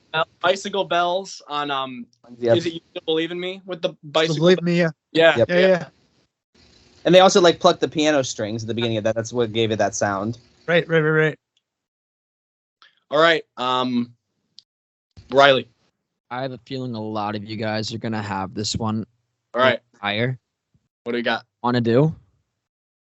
All I want to do. That's my number 5. Okay. I feel like a lot of us might have either around this spot or it's gonna be at number 1. Okay, so that's my number 4. So we'll skip me next time. That's my number 5, so we can skip me. But all I want to do. It just missed my top 10. Yeah, I mean, it's what is it? That's basically shoegaze. Like it is. Before it was the birth. Basically, it created shoegaze. And that also Wawa, right? The George Harrison song, I think too. Yeah, Wawa was like pretty heavy.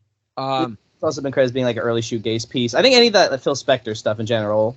Yeah, but I mean, this song, it's genre defining. It's the song that defines Sunflower for me. Like I love Forever, but if I'm looking at Sunflower, the 3-song suite that is on side B. Yes. All I Want to Do, Forever, and Our Sweet Love, all in some way shoegaze. Even Forever, a little bit. Yeah, just indie. Yeah. Yeah, it's all indie. Acoustic guitars. Yeah. I can see that. That guitar riff that's on it, dun dun dun, like that's incredible. And it's so simple, but that's what kind of makes it so beautiful. Yeah, with the bass line kind of moving down. That's what you're hearing. Yeah. And I think I mentioned this to Jake yesterday. I think either Mike or Brian said it, but I think it's pretty true. It's one of like their greatest collabs, and Mike's vocal on this is one of the greatest vocals that Mike did. His best, yeah. And Carl did the production work on that, and he killed it. Yeah, no, that's the production on that song is just incredible. Like, so people say all the time that like, it's an influential song on like shoegaze and dream pop and stuff like that. I recently, one of my friends who was interested in checking out like some of the lo-fi Beach Boys stuff, I sent him some of the stuff from like Friends, and then I also sent him some stuff from Sunflower, and I sent him All I Want to Do, and one of the things that he said about it, he was like, that song sounds so modern. And I was like, yeah, like, a lot of people say that because it really does. It's like the fact that came out in 1970, like it's just, I mean, that many years ago, and it sounds like that. It's just incredible. And fun little fact about, you mentioned Mike's vocal. I told Riley this yesterday. Yep. So I saw Mike and Bruce's Beach Boys touring band last December in downtown Chicago, not too far from where I live. And at the end of the show, I brought my copy of Sunflower, and I held it up since I was towards the front, and I was able to get Mike to sign it. That's cool. Oh wow. Nice. And while Mike was signing it, I said to him, I felt kind of dorky saying it, but I was just like, hey, Mike, like, you know, that song on here, All I Want to Do, like, that's one of my favorite, like, vocals by anybody ever. Like, I love your vocal on that. And he was like, thank you. So that was really cool. That's a wholesome Mike moment. That's a nice anecdote. And Yeah. we like to hate on Mike Love, but he has a lot of those moments in him where it's like, all right, maybe he's not that bad. But he's really good with fans and stuff. I mean, He's great. Yeah. Yeah. Like, people say that he will go out of his way to make you feel welcome. You know, if you have if you see him at like an appearance or whatever. right. And I feel like I'm sure we can have a whole like Mike Love episode, but Yeah. you take away his like selfishness and a lot of stuff. Like I did that lyric or I did that thing. He's actually like not that bad of a guy. He has some questionable shit that he's done, but. Yeah, but of course, and everybody had done. I mean, Brian has plenty of questions. He's done. Dennis. They're all, I would say, other than maybe Al. are probably the least problematic. Yeah. Everybody else got something in the That's what I closet. like. His I mean, stuff. Carl was in a cult. Of that. Yeah. I mean, I forgot about that. I forgot about that too. Look at that later. But that's what I mean. Like, I mean, his stuff is much more upfront than everybody else. But Yeah. he has helped with a lot of the songs, and he's a great performer, and he's really good to the fans. So I gotta give him credit there, and definitely on his credit for All I Want to Do. That was a. And I'll go back to Mike later. All right. Who's next here?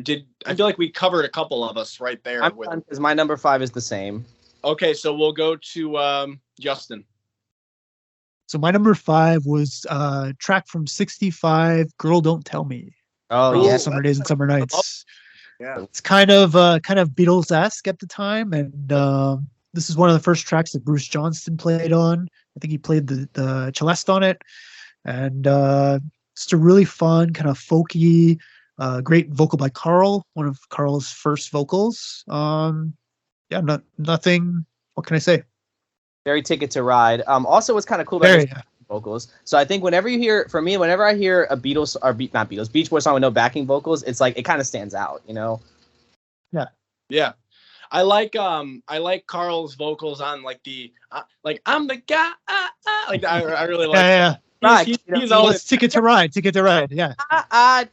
Yeah. That's Right. exactly what it was. Yeah. Yeah, no, that's one of those songs where like, yeah, you can totally hear like that Beatles influence, but like it's done really well though. Like it's done in a Done really well, yeah. like it's not in like like he's just ripping the Beatles. Like no, it's a solid ass song on its own. You know, it's just a really nice album cut for sure. Yeah, besides California Girls, I think it's my favorite on Summer Days. I'll check, but yeah, it is. Great song. Yeah.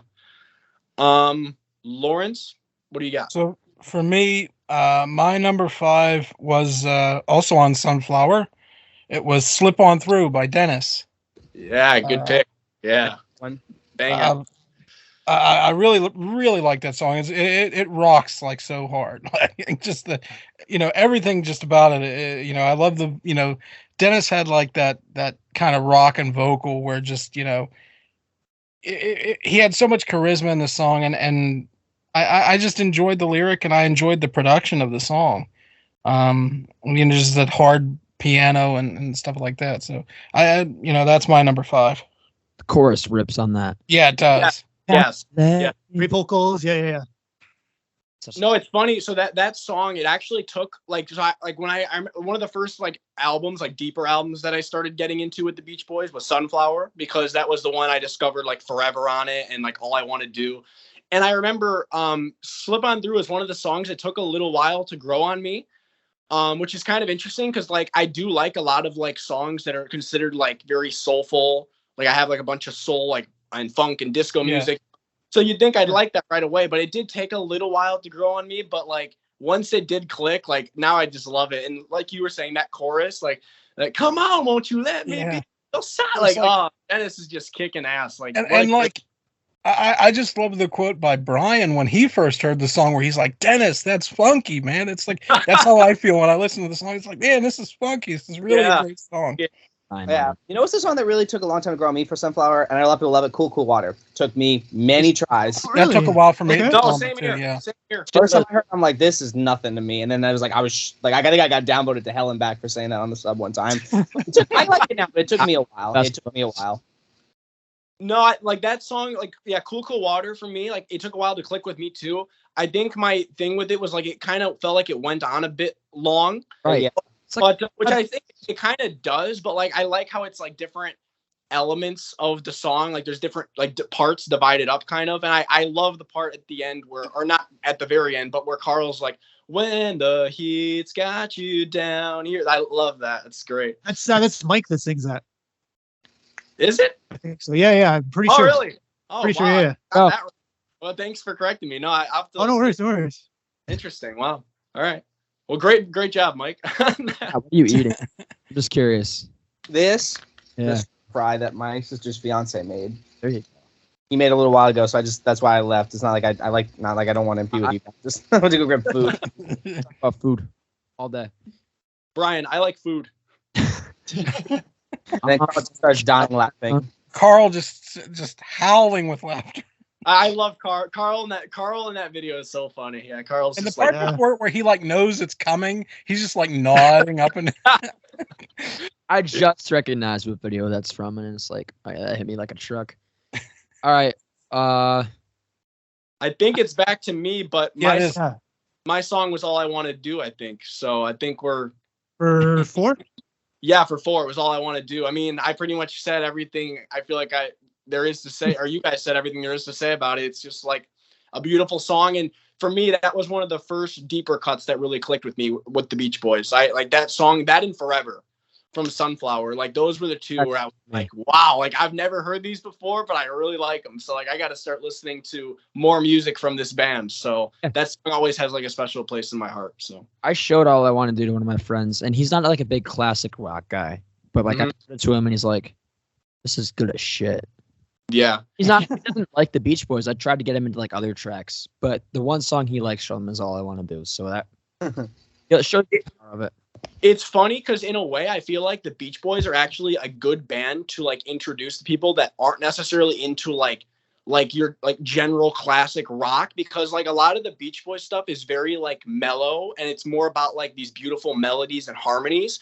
So like if you're not somebody that's into like, you know, harder rockin' stuff like Led Zeppelin or like a lot of the Stones stuff, like with the Beach Boys, like if you really like harmonies and just melodies, like just amazing music. So much to choose from. Yes. Yeah. Versatility. Yeah. They don't Right, have that- exactly. Have you noticed? Have you ever tried to tell people about the Beatles? It's overrated. I get that all the time. I don't think that really happens with the Beach Boys as much. No, yeah. But I will say, I was always into like the harder rock stuff. I mean, Pink Floyd's always going to be my favorite band. Yeah. It wasn't until the Beach Boys where like Led Zeppelin kind of got knocked down a few pegs, and I love Zeppelin so When- much. What knocked them down for respect me was all the damn plagiarism. I will say. Plagiarism for me, I could care less about that. It was really Jimmy Page did. Well, also finding out what Jimmy Page did with Laurie Maddox too was. But I mean, because Jimmy Page, like, I'm a big guitar player, was my idol for so long, and then like I find that out, I'm like, come on. But I mean, I should have expected it. But Back then. I will say though, because I used to like Led Zeppelin 1 through 4, but now my favorite Zeppelin album is Houses of the Holy because of the Rain song, and Okay.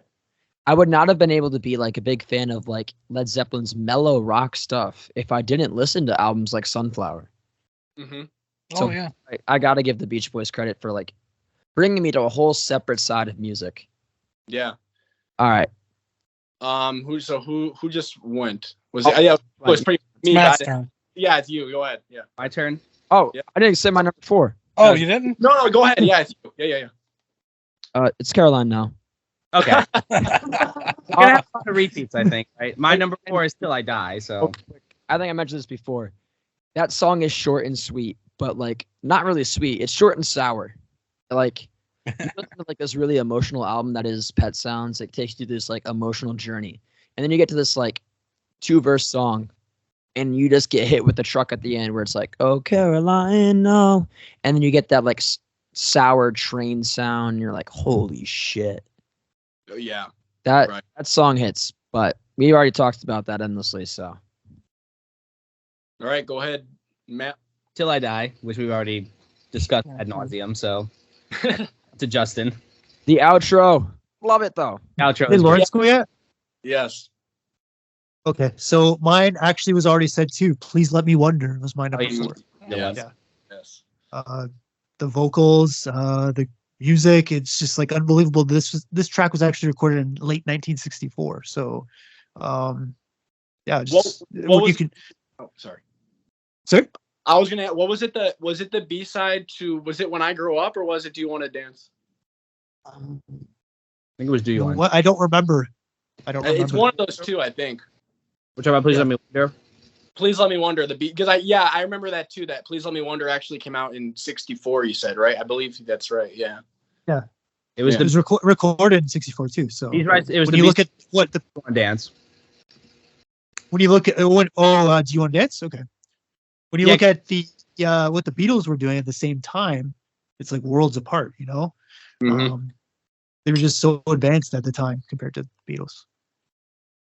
They also had better studios, to be fair, too. They had better studios, better recording technology. They did because Um, we're still doing twin track in '63. The Yeah. Beach, I think we're already doing almost 4-track by then. They actually make reference to that in the Get Back documentary, where he's like, well, the the Beach Boys have 8-track, and then the other guy's like, well, the Beach Boys are American. Yeah. Yeah. All right. Uh, We're on to Lawrence then. My number 4 is "Wouldn't It Be Nice." Yeah. Just such a sweet song, a nice romantic song. I love the back and forth lyrics with Mike and Brian.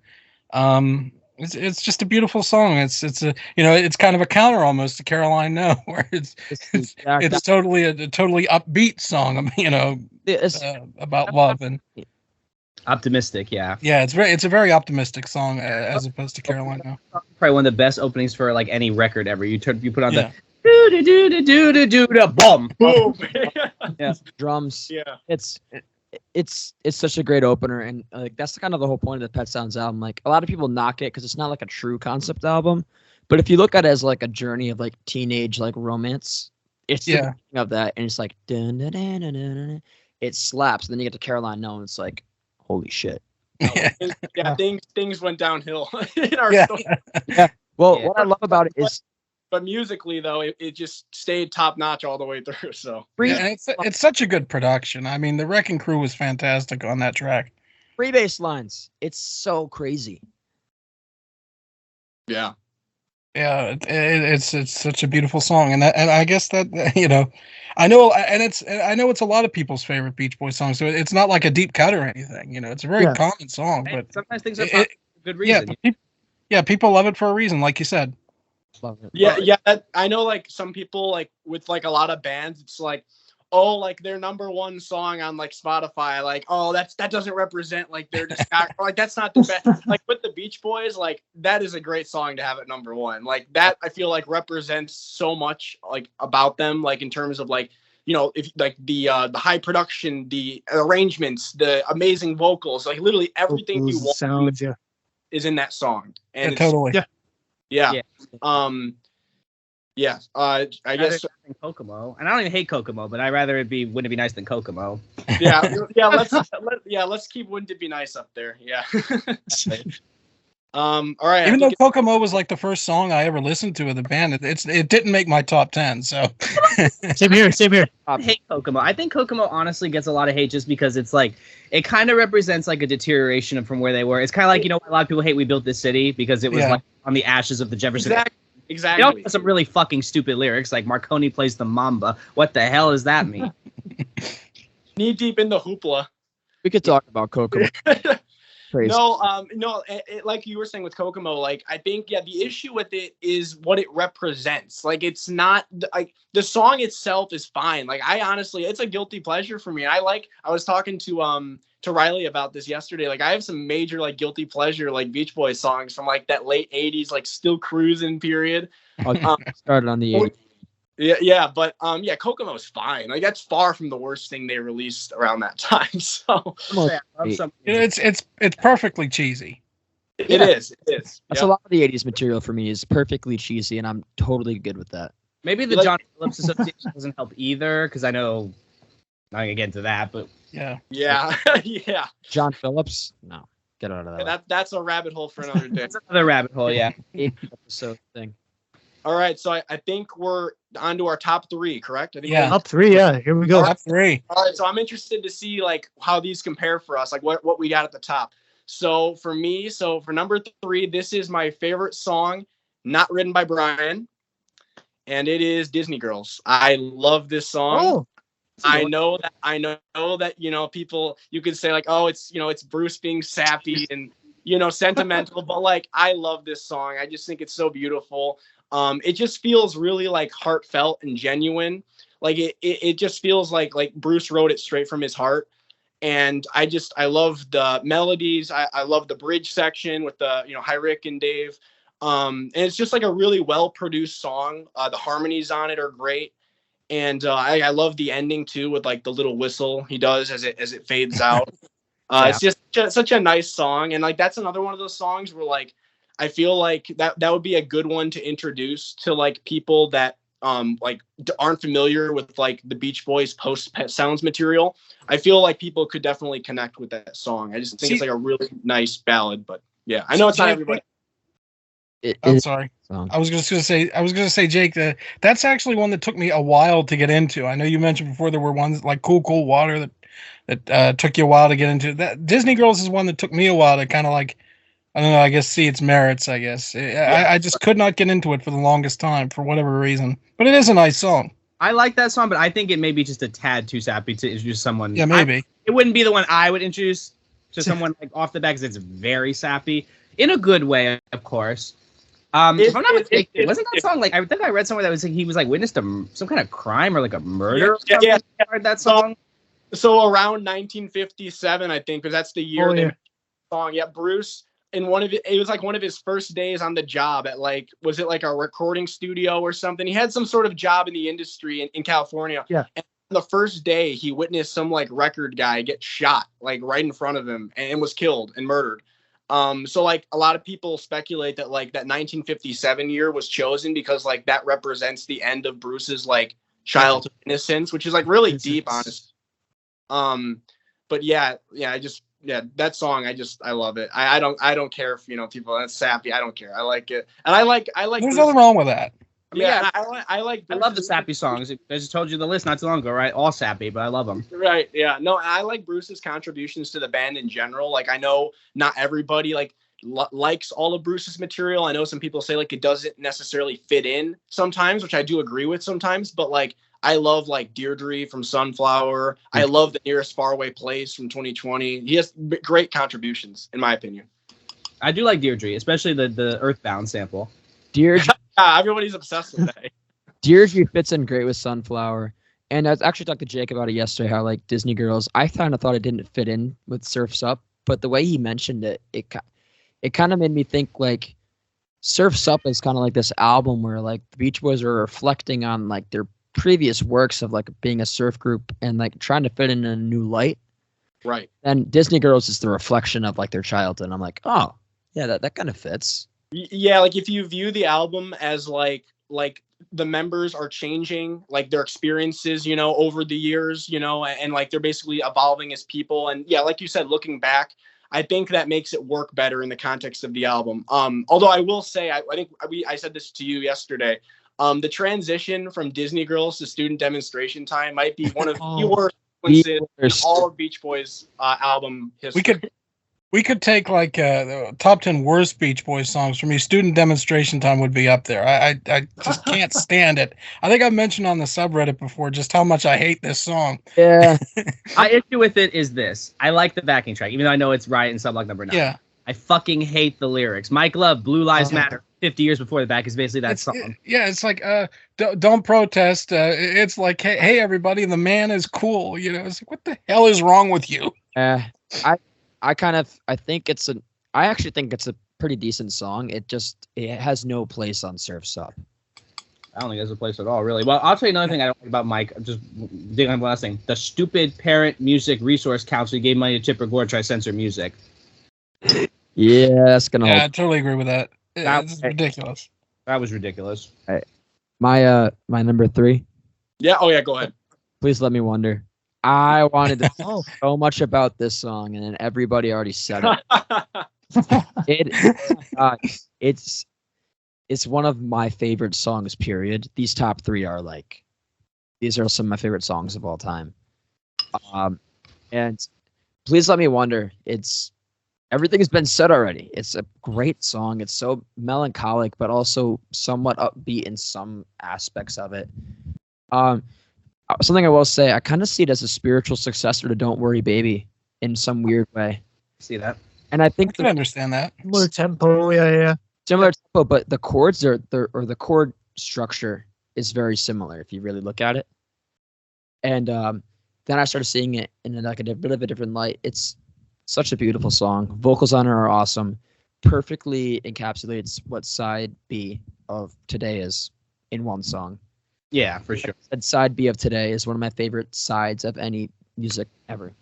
So Yeah, I think what you were saying with the similarities to Don't Worry Baby, don't they both also kind of have like that instrumental break where it's just like the single like guitar notes, you know what I'm talking about? Like when Yeah. like the, Yeah. I guess There's it's an like organ and Right. Please Let Me Wonder on top, but like there's still like a two. right. Dude, I think yeah. that's like I've always mentally drawn the connection, even though I don't like consciously think of that. Like they kind of are like the successor to it. but it's for me it's Yeah. better version of Don't Worry Baby. And Don't Worry Baby is like in my top 20. But Yeah. Please Let Me Wonder, beautiful song. And then that last bit, it used to make me cringe when I was younger, but now that I love you. it says, oh my God, dude. And like this, like I said, with She Knows Me Too Well, one of the perfect precursors to Pet Sounds. So, but it's, if you look at, I'm not going to spoil anything, but I don't have any more Pet Sounds on my list. And Good. better I than think we all do. I think we all finished you, yeah. best songs. It's the best song up till a certain point, but I don't want to get into anything. I've said too much. I will say this. This is something I liked about the Beach Boys and a lot of bands from then. They could take like a 2.5 minute song and make it feel whole. Because I feel like a lot of the songs that get popular on TikTok now, don't they feel like almost like they're like 2 minutes, but it feels like half complete. It's like, where's half the song? Yeah, You just chopped it off, you know? Mine worked, and in this song especially, I think, and I'll get to another. I'll get to more of song structure later with some of my other picks. Mhm. Brian knew when to end songs, and this song, it's just like it's so full. It's everything I want in a song and more. The harmonies, the production, the vocals, the lyrics, all perfect. Like I said, all 3 of these songs are in like my top 50 songs of all time. Mm-hmm. Yeah, couldn't agree more. Yeah. All right, who's next? Is it Matt? Yep. Surf's Up. So we already talked about that. We can just move on. Okay, well, hold I on. over it a little bit. Which one do you? Yeah, you can talk about like what like Um, which version do you prefer? The Smile or Surf's Up version? Both are good. I will admit, and maybe this is a hot take, Smile for me is good, but I don't listen to it very often just because Same I think here. Same. Yep. it was so vaunted for so long. I'm kind of like, it's whatever. Like, it wasn't finished. Let's just leave it in the past. So no, it's true. And I think Robert Kreisgau said the same thing too, whereas he just got tired of hearing about it for so long. He actually loved Brian Wilson Presents Smile when it came out. I gave it an A+, which was rare for him. But I know for many years he talked about, I always thought Smile was overrated. I'm sick of hearing about it. Like, let's just move on. So the Surf's Up version is the one I usually listen to. I kind of like the addition of Carl. I will say, though, Leonard Bernstein, I know, was very impressed with the song, which is very high praise coming from someone like him. Yeah. I like Carl's vocal on it. And there's actually a pretty cool YouTube video. It's a duet between Carl and Brian on Surf's Up. It's not something I listen to too much, but like, Yeah, I think I've heard that. Yeah. also, and I think we haven't mentioned it yet with Surf's Up, the piano demo I think is actually insanely good too. A what? The piano demo. Oh, the piano. Yes. Oh yes. Yeah. Yeah. It is. That is real. That's For the one one take, yeah. Oh, Han. Yeah. that they play with Bernstein, right? Yeah. So yeah. That was on a Oh, TV special in =66. Yeah, I that presentation I did for my video editing class that I mentioned earlier, I put that at the end. I covered like 5 Beach Boys albums that I'd recommend to a new listener, and Surf's Up was one of them. And like when I was going over some of the songs in the video, that was the last song I talked about on that album, and I used the clip from Leonard Bernstein of Brian playing it. Yeah, it is like a really haunting performance, and yeah, it's amazing recording. With what's to come. I'm glad it exists, honestly, because there's not like a whole ton of footage of Brian playing from around that time. So, but what were the other 4 on your list that you recommended? You can't leave us hanging. Yeah. Okay, so I said in the video too, like it's funny because like I wasn't picking like my 5 personal favorite albums, but I was picking 5 for somebody to start out with, what I thought was a good point to jump in with. So I said All Summer Long, which isn't a top 5 album for me, honestly, probably far from it, but like I think that's a good place to start for like their early 60s sound. And it's a pretty consistent album. Yeah, it is.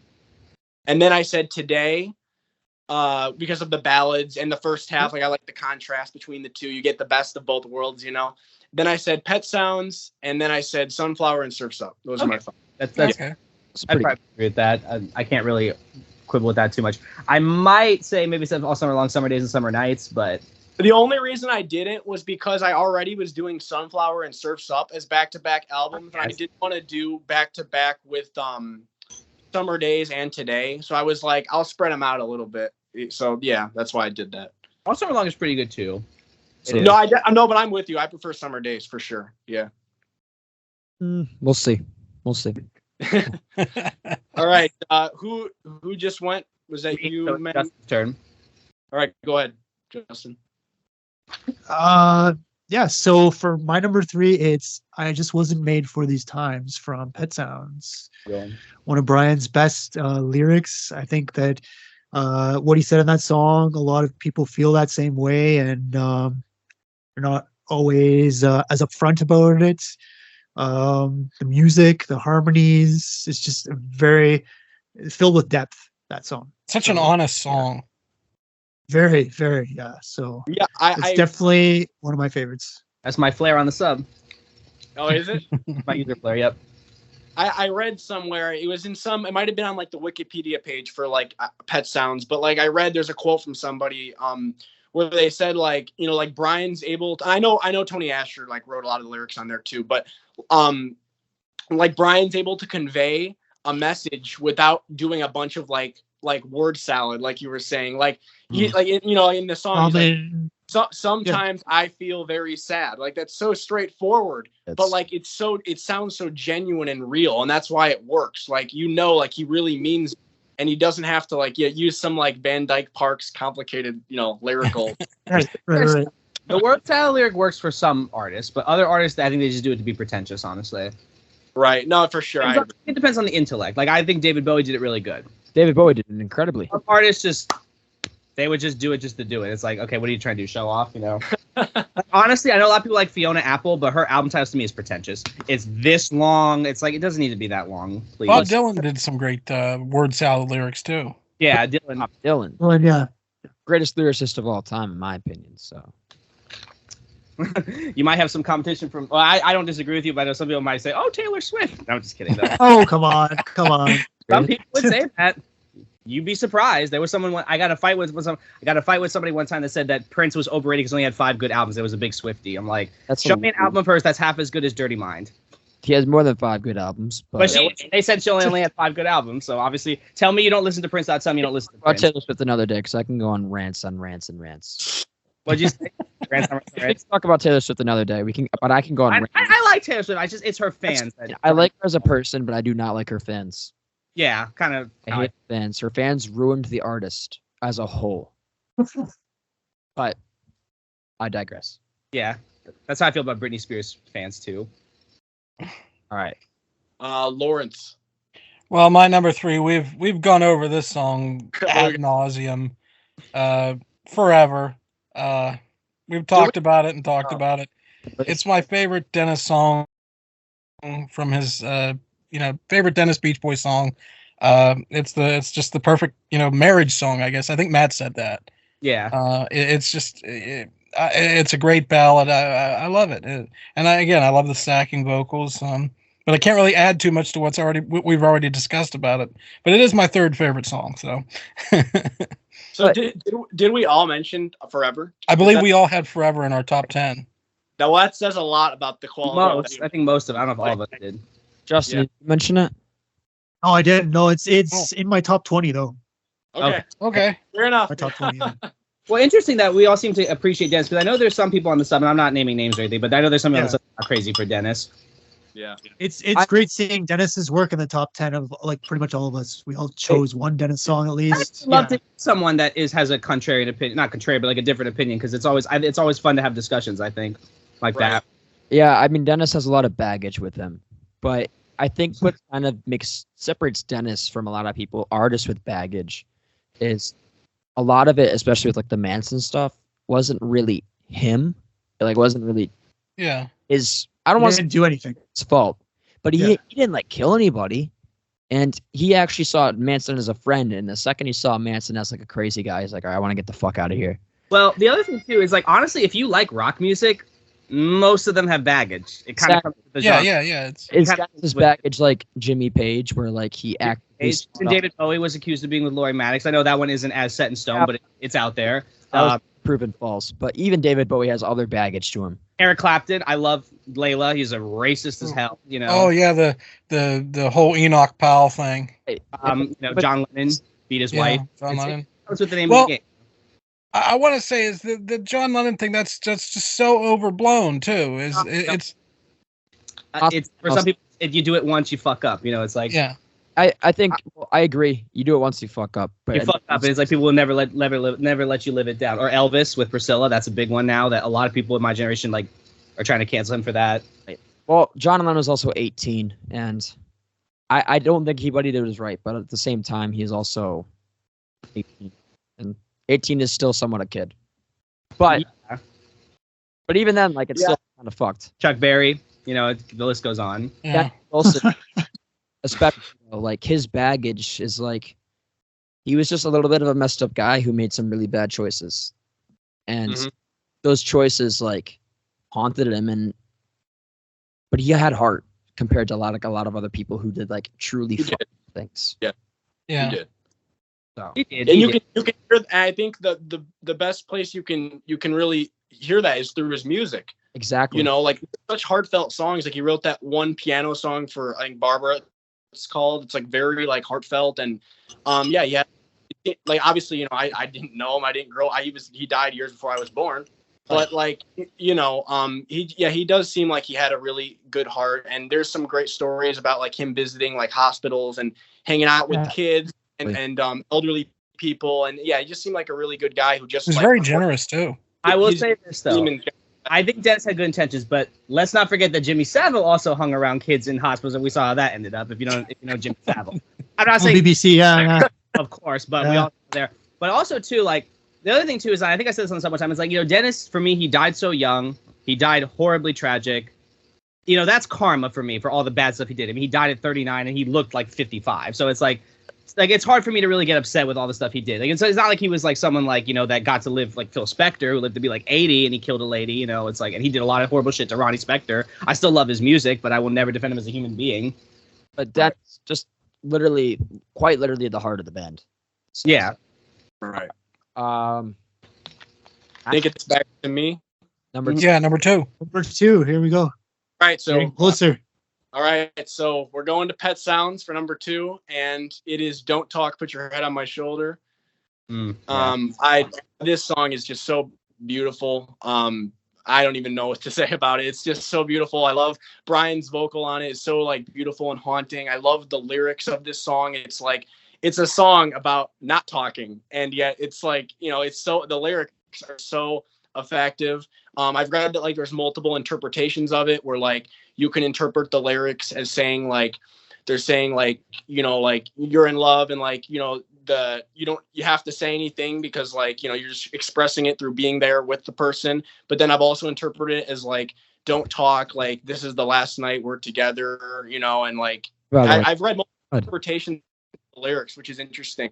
But yeah, I just think it's a really hauntingly beautiful song, and it's a highlight of Pet Sounds for me. One of the many highlights of Pet Sounds for me. It's just beautiful.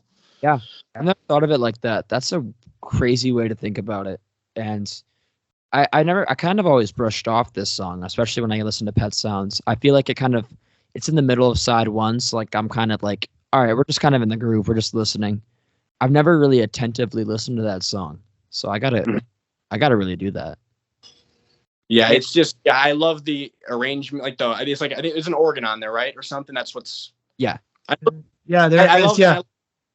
Yeah, the organ and like the strings, because I read that like it's only a few strings to play on it. It's like I think a cello and like two violins. It's or like a string viola. quartet. Yeah. Right, it's not a Yeah. big group, but like it sounds like it's a whole like orchestra. It's so just beautiful sounding. And it's one of those songs I feel like it's one of those songs where like if you're doing like some physical activity, you're not gonna probably vibe with it that much. But like if you're laying in bed late at night and you got your headphones on and that comes on, like it's just like really moving and powerful. And one other thing I want to mention before we move on, there I don't know if you guys have heard it, but there is it's a poor quality audio recording, but it exists of the Beach Boys doing "Don't Talk" live in the early 70s. It's from like 75. Yeah. 75. Yeah, that's when they pulled it out. Yeah, and it's Carl on lead, and it's like haunting. Like it's so beautiful. I think like the lo-fi, like the quality of the tape, like it's not good, but I think that actually makes it very like haunting listening to it. And like I think it's kind of creepy too. I read somebody said this in the comments on there that like it's kind of in a way like creepy listening or moving listening to it, just knowing that like like Carl's no longer with us, and it's just it's a really powerful recording. So if you haven't ever heard that, look up. I think it's like "Don't Talk" live 1974 1975. It's really recording. So like the tape is like kind of like the quality of the bootleg. You're saying gives it like It was a cassette like audience recording. Yeah. But I think that enhances it in a way. You know what I'm saying? Kind of there's like the warmth, I guess you could say, of like the tape kind of gives it that extra, like the warmth of kind of thingy. Yeah, and it's very like random pick at the time. Like you can imagine "Endless Summer" coming out, "Spirit of America" coming out, and then they decided to do this song. They had a guy in their sorry. Oh no, go ahead. Sorry, go ahead. They had a guy in their group at the time named Don Lewis. He was like a synthesizer kind of like wizard at the time, and he was the guy that did like all the strings on that you hear. Like it's all a synthesizer. And they never did it again after he left the group. So. A weird track to pull out at the time. It's kind of interesting too, because I know like obviously before "Endless Summer" they did start playing like more deep cuts. Then they kind of stopped. And I know like when the Good Vibrations box set came out, they kind of started digging that stuff out again. And if I'm not mistaken, I think there was that interview that I think I shared on the subreddit where it was like the I have it though. It's where Al did this really long interview with Gold Mine magazine in 2000. And I know he talked about that. One of the things he kind of argued with Mike a lot was that he wanted to start playing more deep cuts, but Mike was very says, no, we got to play the hits. And then, of course, the cheerleaders, which I think Al really didn't like either. That was like the peak of the cheerleader era, right? In the 90s. Early 90s. Mm-hmm. That's when I saw them. That was something that Al really didn't like, but Mike was like really insistent on it. Carl didn't do because I know Heroes and Villains isn't like the most accurate book. Or no, it might have actually been in Catch a Wave. It's at the end of one of the books, but they talk about that a little bit, how like Mike had this great idea to have cheerleaders, and it said something like Carl thought it was the most ridiculous thing he'd ever heard, but then like he went with it, I think by that point Carl just kind of was like Carl had given up. Yeah, he'd for sure. Carl gave in eventually, which I don't blame him. So no, because it's not even worth trying to. I think Mike is like, we love to hate. We love him, we hate him, but he's so when he's got his mindset on something, you let it go. He still says Brothers for God's sakes, and everybody hates it. So going back to like student demonstration time, like Carl hated that song too, but he was just like, that's just one of Mike's songs. Like, student demonstration time was Michael's thing. Yeah, right. That's why he put it on the other side one. So you could skip over it. He just like that long. He did. Michael's thing. I love that. Michael's thing. It's like the pause. Oh my gosh. All right. Who just was it? Me? Yeah. You just all right. So it's Riley's turn. All right. You ready? Yeah. I think Jake's been probably wondering like where Holland would be on here, and I'm cheating here, but I don't care. Okay. I have a 3-song suite in the California Saga. Okay. Yeah. Are my number 2 favorite Beach Boys song. I have a lot to say, and I really want to get it over with quick. But Big Sur I mentioned it to Jake yesterday. Beautiful song, and it's written by Mike Love. Mm-hmm. Like, and I kind of mentioned this to Jake, and I wanted to say this quickly. Mike was actually developing as a really good songwriter at this time. He didn't have a lot of songs, but like he actually put a lot of effort into them. Mhm. Endless Summer hit, he gave in big time. And I kind of wonder, like, what would have happened if Mike and the rest of the band continued as a progressive group? Would Mike have become this bigger, more serious songwriter? I don't know. But Yeah. sir, like, I mean, the Surf's Up Sessions version is awesome. I love it. Yeah, it's awesome. Like So- very, kind of like dream poppy. But I also Yeah. love the Holland version with just the acoustic guitar and the piano. Beautiful. And Yeah, then, it's very, folksy. I like it. It's very folky. and I like a lot of like folk music. I'm a big fan of Birds and Bob Dylan. So, and then that song goes right into the Beaks of Eagles, and a lot of people like hate the spoken word part. I don't care. Poetry. I don't mind it too much. I think it works within the concept of the 3-song suite. On its own, it's bad. Yeah, on its own, it's kind of pretentious. It works beautifully. Yeah, But the version that I sent Jake today, and I said it to you guys earlier, where I cut out the poetry, and it's just Beaks of Eagles, like the song. And it's awesome. And I love it when they go, Eagles fly. Like, that part's awesome. And then you get to an Al song in California, where it's just, it takes the bass from California Girls, Mm-hmm. flies it. Yeah. Dun, dun, dun, dun, dun, dun, dun. I'm on my way to sunny California. Yeah, probably one of Al's finer moments. 'Cause I know an oft criticism of Al is that he kind of ripped off a lot from like the Kingston Trio, right? As far as songwriting is concerned. Folk thing, and folk music doesn't really rip off. No, it doesn't. It doesn't. It's very like you like arrange it. It's arranged and it's borrowed from a lot of other folk artists, when folk artists really share a lot. Mm-hmm. Yeah. Appreciate that from Al. But just the whole suite, like, is this big journey of folk rock, and I love it. It's my favorite Beach Boys moment. Holland is one of my favorite albums of all time. And I basically have like almost all of side A on here. So Wow. I'm cheating, but I don't give a shit. It's your list. You do your thing. Fun little. I don't know if you guys have heard the story about like the opening of the California Saga California, the last part, where I guess like Brian wasn't too involved with Holland. Like, he was there, but like he wasn't like involved with a lot of the tracks necessarily, or he kind of just like stop in, but he wasn't doing too much, I don't think. And he I guess one day he just like came to whatever room the studio was in Holland, because I know they each had their own houses and stuff. But he walked in, and I guess like he just like dropped that line. He just like went up to the mic and just went, "On my way to sunny California," and then he just left. And that was it. I posted it on the Reddit a while ago, and it got like 200 upvotes because people thought it was just like the funniest thing ever. It's so Brian. That one time he showed up in like a robe and arranged or something. But that's what I love about Holland is it's that, especially the California Saga, that is like a whole group effort. Yeah. You don't see that most of the catalog. It's either like one person, usually it's Brian, but when you get to the 80s, like early 80s, it's Carl. Carl, yeah. But this like one small era when they had Ricky and Blondie is the Beach Boys. Every single member is contributing. Brian in some parts too. I love that era of the band myself. It's I wish that Blondie and Ricky had been around longer. Well, Ricky stayed around for like a year. Yeah, he did. He stayed around a little November longer. 74. Yeah, he left. But then Endless Summer hit, and then everything that they were building up to kind of went away. Yeah. Yeah. Yeah, I mean, I really like playing the older songs. Summer's like ultimate. Wanted to be progressive. Yeah. It's ultimate double-edged sword because it did give them more success, but it did stop all that progressive stuff. So it's like, Yeah.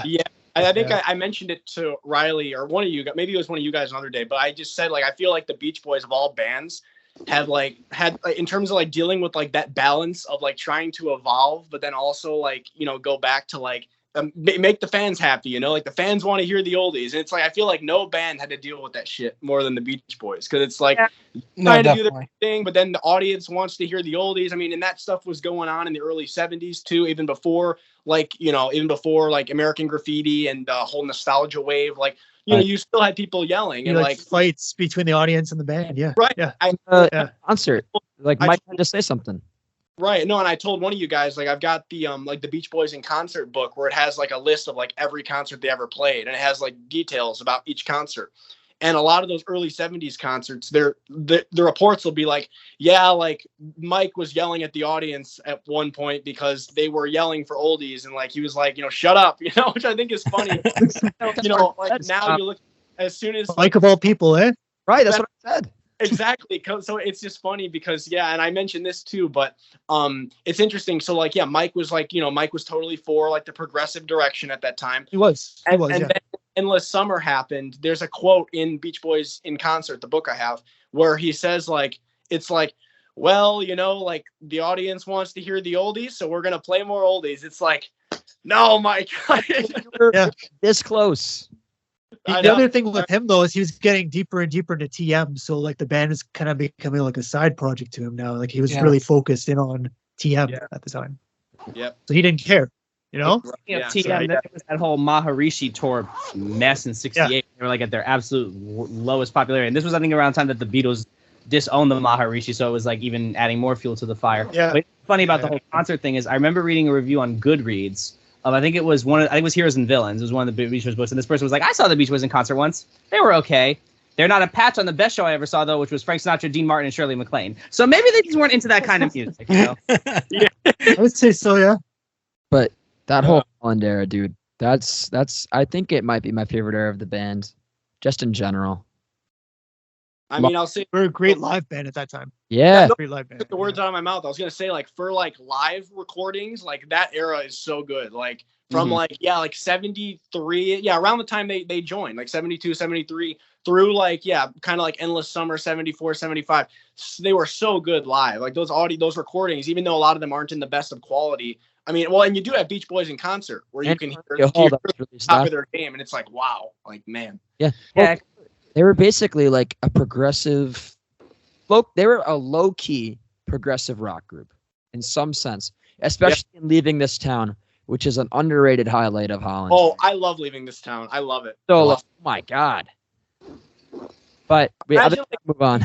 Yeah, then they did the thing with the Grateful Dead, which was pretty cool too. I think Dylan, like his mind was blown by that. Anyway, my turn. My number two, I will say my top two are both from Pet Sounds. I'm Waiting for the Day. Love that song.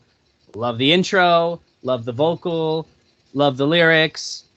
It's just I like how it's kind of like it's a little bit more on it's melancholy, but it's a little bit more on the upbeat side for Pet Sounds. It's not like super like depressing or anything like that. And it's like I kind of how it's like it's very hopeful too. I like, and then the outro that you didn't think that part is really great. I love that song. I love that song. That's like my favorite deep cut. I guess I don't know if Pet Sounds really has many deep cuts, but it's been so dissected. But it's probably like my favorite like non-single, I guess we could say, from Pet Sounds. Which actually I want to say one thing about Pet Sounds. I saw this really good quote.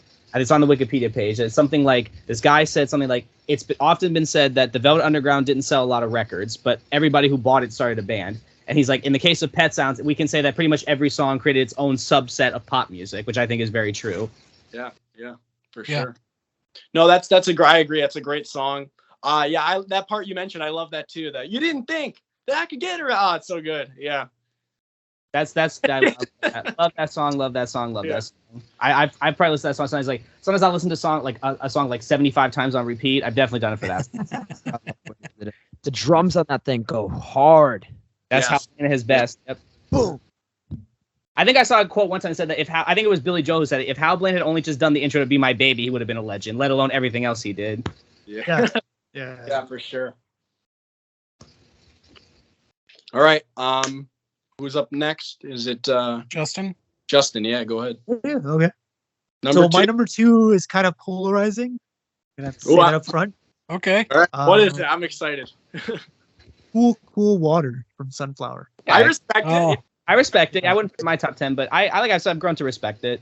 It's a vibe. The different sections. It was pulled from Smiley Smile, Wild Honey, and then the new section that they put in the end. The Moog synthesizer, which was really cool at the time. Little water drips that they did on the Moog as well, and it was just a really fun. It had the harmonies again that the band was known for. Really fun song. Yeah, Fun fact about the Moog synthesizer: I think Mickey Dolenz from the Monkees was actually one of the first to buy one because I think one of the first, yeah. the first 2 rock albums that had the Moog synthesizer was The Doors' Strange Days and the Monkees' Pisces, Aquarius, Jones, and Capricorn Limited, which is a very underrated record. Fuck Rolling Stone. Star for Collector. 1.5. Yeah. It's not a 1.5 fucking record. I know they hated the Monkees for a long time, but 1.5, get out of here. I kid you not. Rolling Stone, I'm gonna give it a 1.5 out of 5. Pleasant Valley Sunday's on that, right? Yep, Pleasant Valley Sunday. Yeah. Doing Hanging Around. Is a really good one too. Enduring the Summer is one of my favorites. Well, that's what started becoming their own like songwriters, I think, too, right? Yeah, so they Nesmith, yeah. always was a songwriter. He was one of the ones that pushed for more creative control. And then by this point in time, Headquarters was the one where they played pretty much everything as the one before, and that's Peter Tork's favorite. But I think Pisces, pound for pound, has some of their best songs. Absolutely. It's like a great Sunshine Pop record. And the thing is like they took other people's songs, but they did them so great. But they didn't take them; they were given to them. I know. I'm just saying, but some people are like, oh, they weren't a real band, but they had some good music. Who cares? And the show was great too. Yeah. Is Pisces the album that this is a random deep cut from? But is that the album that has the song "Don't Call on Me" on it? Yes. I love that song. It's a really cool song. Yeah. That's a pretty song. Yeah, he wrote that actually before. He wrote a lot of songs before he came into the Monkees, and he recorded them with the Monkees, and that was one of them. But yeah, the songs that have the Moog synthesizer on it are Star Collector, which is about groupies, and then Daily Nightly, which is that one's very played very all over the place. It's very that's Mickey that played that. Mickey plays on yeah. I play on Star Collector. Right. I will say Cool Water. I love Cool Water. It's such a gas. That's the part I like too. Yeah. That's such a cool line. There's an audio recording from probably 1970-ish where they were doing that song live. It's not high quality, of course, but it's like a fan one. And when Mike does that line, the pause, he's like, yeah, cool. Yeah, he's such a the audience all laughs. And I think that's really funny because it's that was, and then they start clapping when they start singing again. Like, oh, that was awesome. It's just funny. Yeah. I love that. Really grown to love it. I still am growing to love it. Yeah. Yeah. All right. So it's Lawrence. What's your number 2? This isn't a deep cut. It's probably not going to surprise anybody. Good Vibrations is my number 2 Beach Boys song. Just fucking fantastic song. I mean, lyrically it's great. Carl's vocals are, they're perfect. The guy could sing the phone book and it would sound fantastic. I mean, and I do love the little phony the theremin. It wasn't a theremin, but it was what do they call it? It was like Tanarin. A phony theremin. Tanarin, yeah.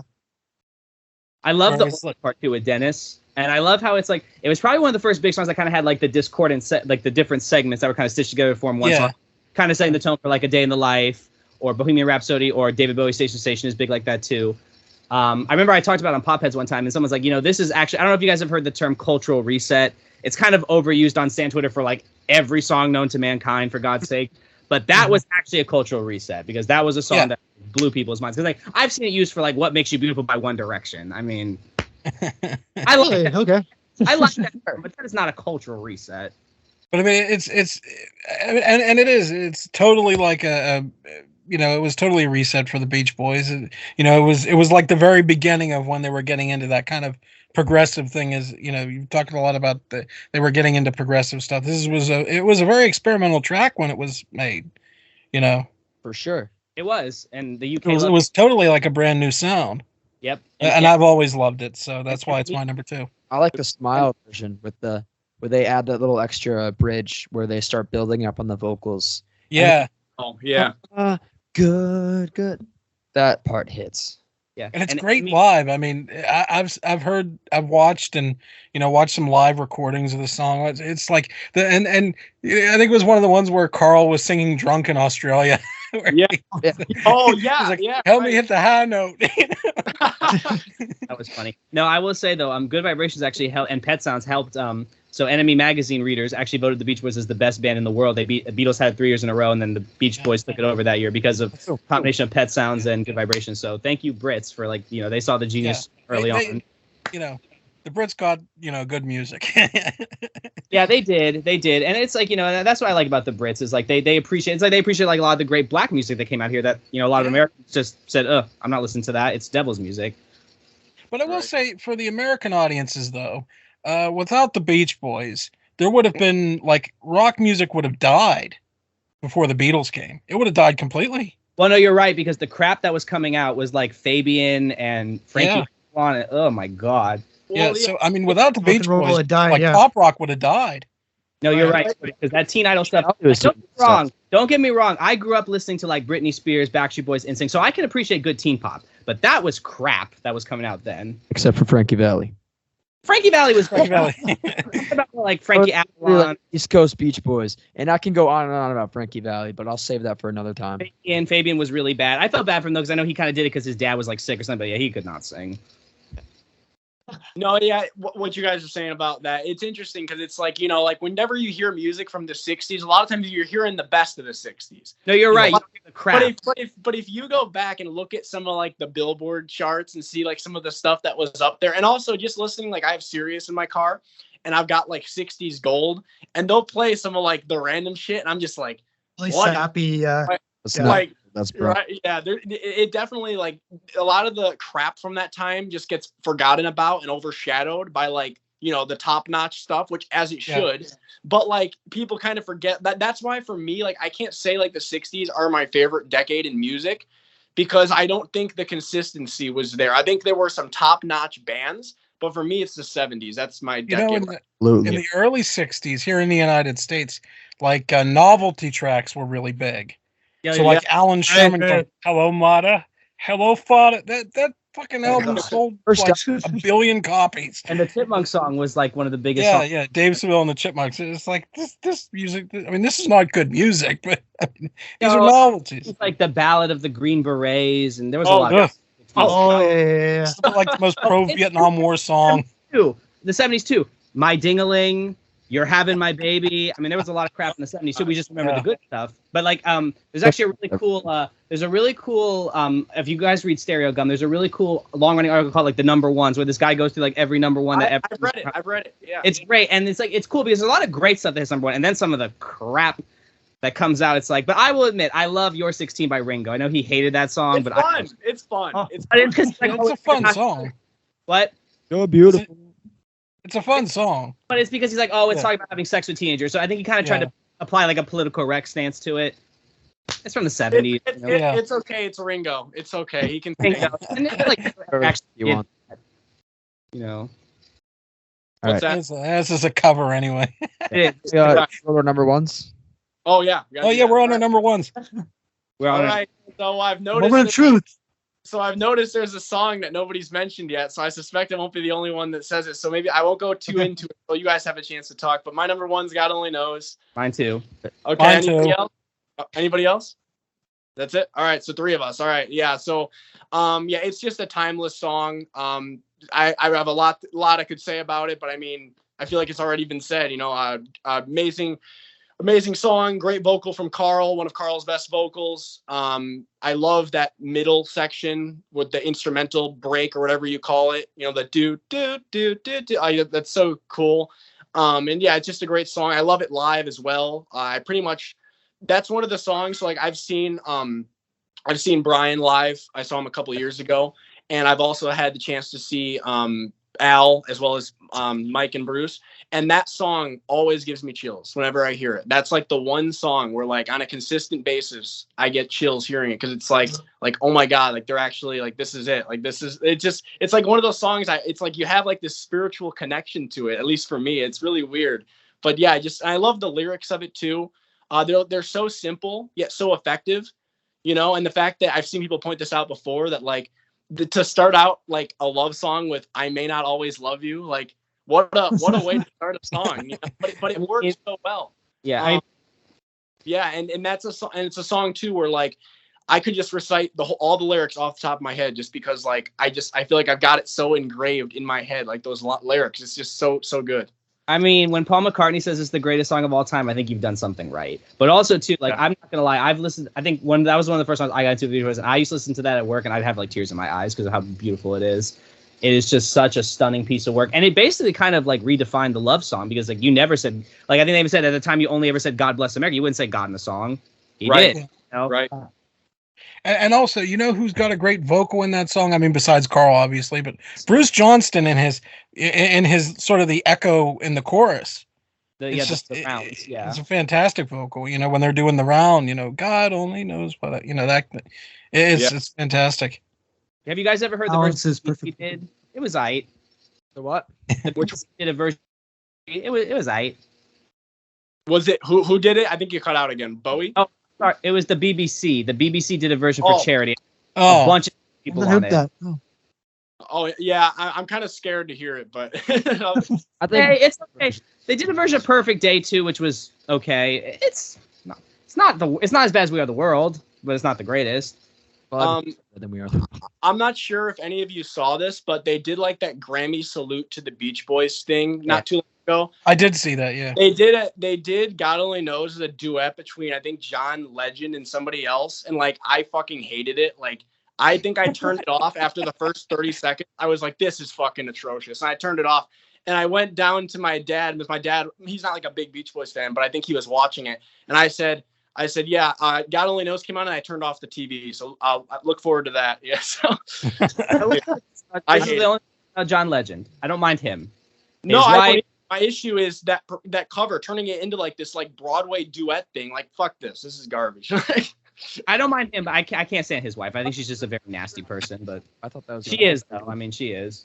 All right. So whose favorite song who is not God Only Knows? Who do we have left? All right. Justin. Yeah. All right. Let's go. You go first. Yeah. Go ahead. Oh. Riley. Yeah. Riley can go. Yeah. All right. Yeah. Jake, I think already knows this one. It's my favorite song of all time. Yeah. I Get Around. Okay. Oh, yeah. Okay. It's that one great pop song. The more you dig into it, the more nuts it actually is. Mm-hmm. So being a musician, like I looked at like how to play the song, and you have a lot of shit going on. You have the basic chords going G, E, but then on top of that you have a bass line. And keep in mind, Brian's only played bass for like 2 years. Dun dun dun dun dun dun dun dun dun dun dun. It's nuts. Yeah. I know that song inside and out. It's been my favorite song of all time since I was a kid. And it's a song that's never gotten old for me.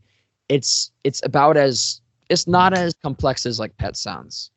But of all like the early stuff, it's one of their most complex songs at that time. Yeah. I like the surf stuff. I've been a fan of the surf stuff, but like this song is just it has that feeling of nostalgia with me. I watched it when I first heard it. I saw it on Regular Show. Okay.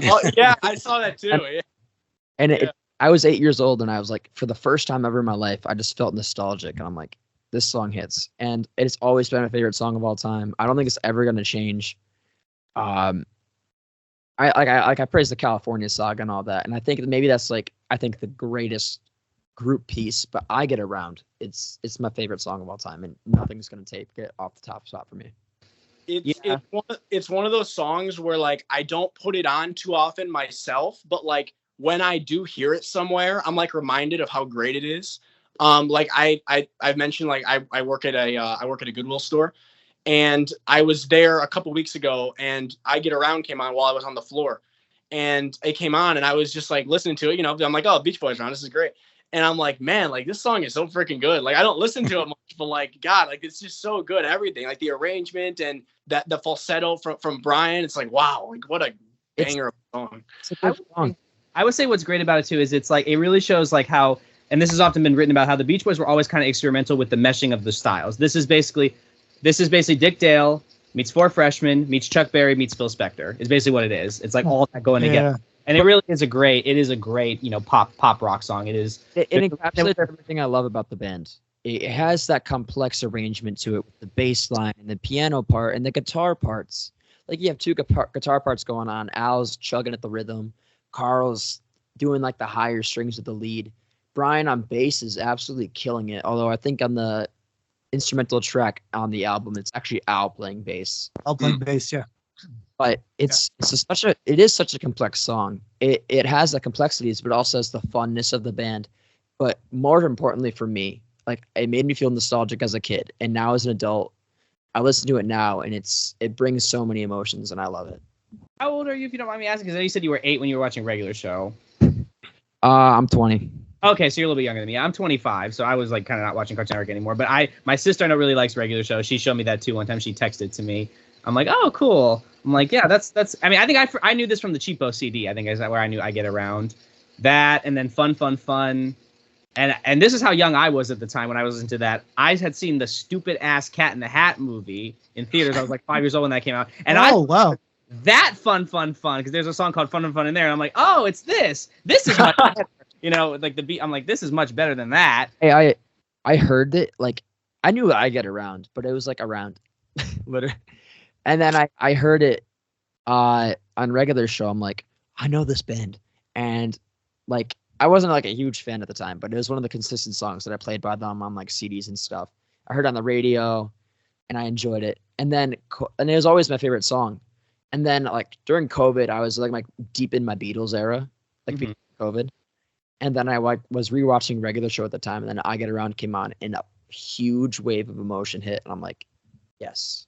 Yeah. Not to derail the topic too much, but it's like, I'm 35, so regular show hasn't ever really been in my purview, but like my youngest brother, he really liked that show. So I am slightly familiar with it. Do they do a lot of that kind of thing where they play older kind of music and stuff like that? They do. Yeah. Put Heroes at the end of it. Yeah, I know. Okay. Yeah. Yeah. No, it'd be really interesting if we do a podcast. We talk about like our earliest music memories of any artist. That'd be kind of interesting. Yeah, that'd be fun. That'd be a lot of fun. We should. I'll definitely mention regular show. But like I said, I'm going to be on repeat. I love I Get Around. I play that song on my guitar every single day. I have that song inside my head, like memorized inside and out. Each part to that song, piano, guitar, bass, vocals, everything's mapped out of my head, and I've never gotten tired of it. So it's basically your Be My Baby. Yeah, that's perfect. Exactly. Yeah, that's the perfect way to put it. As long as it doesn't devolve into your shortening bread, you're okay. Yeah. Oh man. I Get Around on guitar for 5 days straight. Like, guys, listen to this. It's the greatest song I've ever heard. Yeah, they're like, we woke up and we came downstairs and Riley was still playing I Get Around.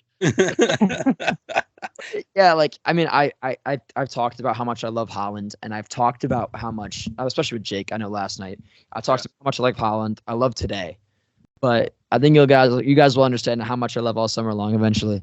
It's not my favorite, but it's, yeah. And I Get Around, like, oh, I can't get enough. It's my be my me. That's it. Yeah. That's what it with Don't Worry Baby, one of the best A/B sides ever. Flip sides, yeah. Sides Yeah. ever. I have the Oh, original. yeah. I have to find it. I have the original I Get Around and Don't Worry Baby. I have it. Oh, the 45? Okay. Yeah. I have Cool. actually most of their studio albums on vinyl, but finding that single was like, that was my holy grail of like vinyl finds. Yeah. I'm more of a. I've talked too much about my version of Be My Baby, so somebody else go. All right. We're down to only one. It's Justin. Yeah. Hear Justin's Yeah. pick. I'm excited. What do you got, Justin? So my pick is also nostalgic, like Riley's. It really reminds me of when I was a little boy in the summer, because this was the first time I heard it. Mhm. Let 'Em Run Wild. Oh, wow. Yeah. Great. Oh, Yeah. Just reminds me Yeah. of just like great summers, like with my family and going to the beach and like having fun, going on vacations. Because this was just something that was always playing on my Walkman at the time, and just a great fun song. One of Brian's greatest vocals, in my Even though he opinion. hates it. Although he hates Which it, guy yeah. hates it. Burt Bacharach. Dennis loved it though. It was one of Dennis's favorite tracks Carl too. too. So yeah, it's I think just they a were great right. song. I think they were right Sorry? too. I said I think they were right. Yeah, they were right. Yeah. Yeah, I think I'm not a musician, but I think isn't it very common for people to often be like critical of their work? Like, Yeah. Yeah. It is. It Actors is, too. yeah. Yeah. Well, actors- I know John Lennon did that a lot. He's like, "Oh, that song was rubbish." Like and your bird can sing, and that's one of his best songs. And he Yeah. yeah, It's hard to separate yourself from your work. Like Yeah, it is. you see it in progress, and then like it's hard to kind of just like, is it good? Is it bad? Is it? You don't know, right? right. So I know that because I'm a musician myself too. So yeah. You know, with Let 'Em Run Wild, the part of the song that just does it for me, like that makes the whole song work, is that part at the end of when they finish up the chorus and they go, "Guess you know I'm waiting for you, girl." Like, oh, that is so also good. the Like, part that's top. this is going back to the Burt Bacharach thing. Before he makes you over, I'm gonna take you over. I love that. Yeah. That's a great song. That's a great pick, honestly. That's my favorite Beach Boys song, and I don't think it'll ever change because it just reminds me of those great summers when I was like 5, 6, 7, 8 years old, and just like nostalgia is such a having powerful thing. It is. Yeah. It is, for sure. No, and interesting. Let Him Run Wild. Like that was one of the ones I was debating between making my top 10. Like it was like right there, super close. But yeah, I ended up scratching it at the very end. But it was tough. Yeah, it was. It really was. Yeah, it was. Like I said, I ask me tomorrow. You probably get like I would say God Knows would probably still be my number one. Yeah. Ask me again tomorrow, and you might have whole another top 10. It's just like Same here. And my mood, you know. I think I'm pretty set with like I actually told Jake my top 3 are very set of California Saga. You'd think I'd know it. Please Let Me Wonder, and obviously I Get Around. Like that was set, but the rest was like, damn, how do I do this?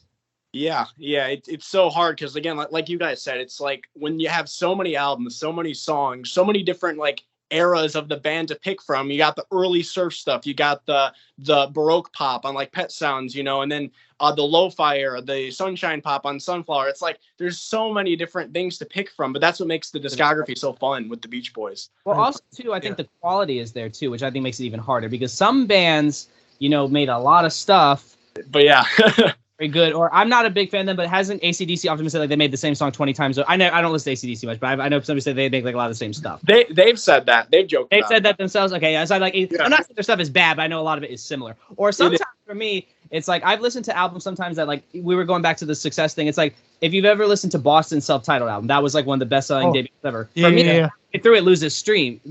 I'm like I don't really want to listen to anything else from them. You know, it's like it's all right for the first half, then I kind of like lose interest. Yeah. That's the thing though. Like, no, go ahead. Sorry.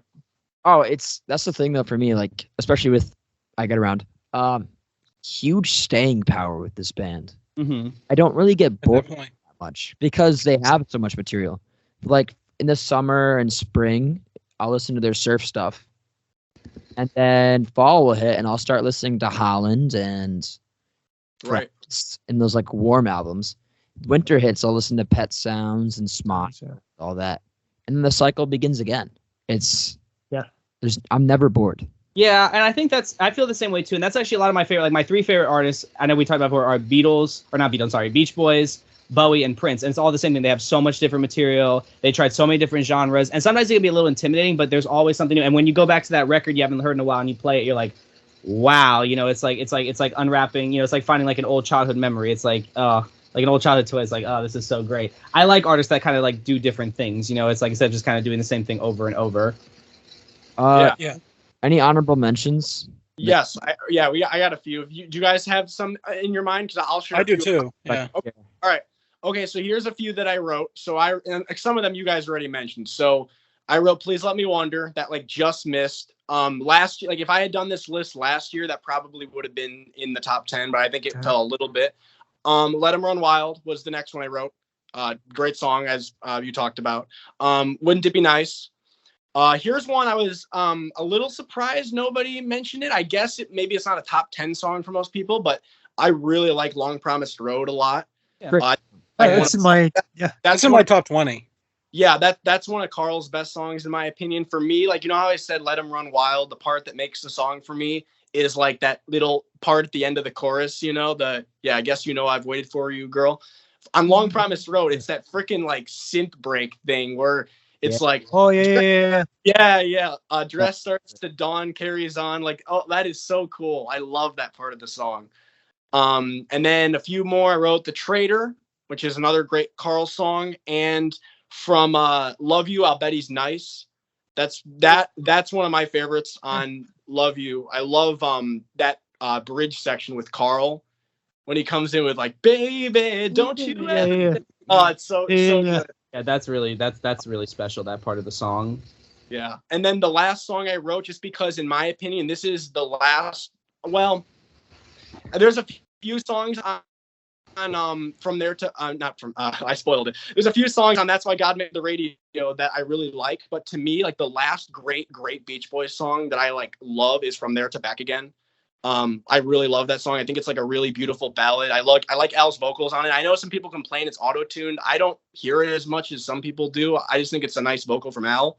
And I like the lyrics. I think it's like very moving. And that whole album is very like reflective. It's like the members are all acknowledging that like they're growing older, and like Gone, which follows that, is kind of like in a similar vein. But yeah, I really like From There to Back Again. So that's my last honorable mention. All right. I want to run through like some quick, and I'll go over more detail on them like later. Yeah, go ahead.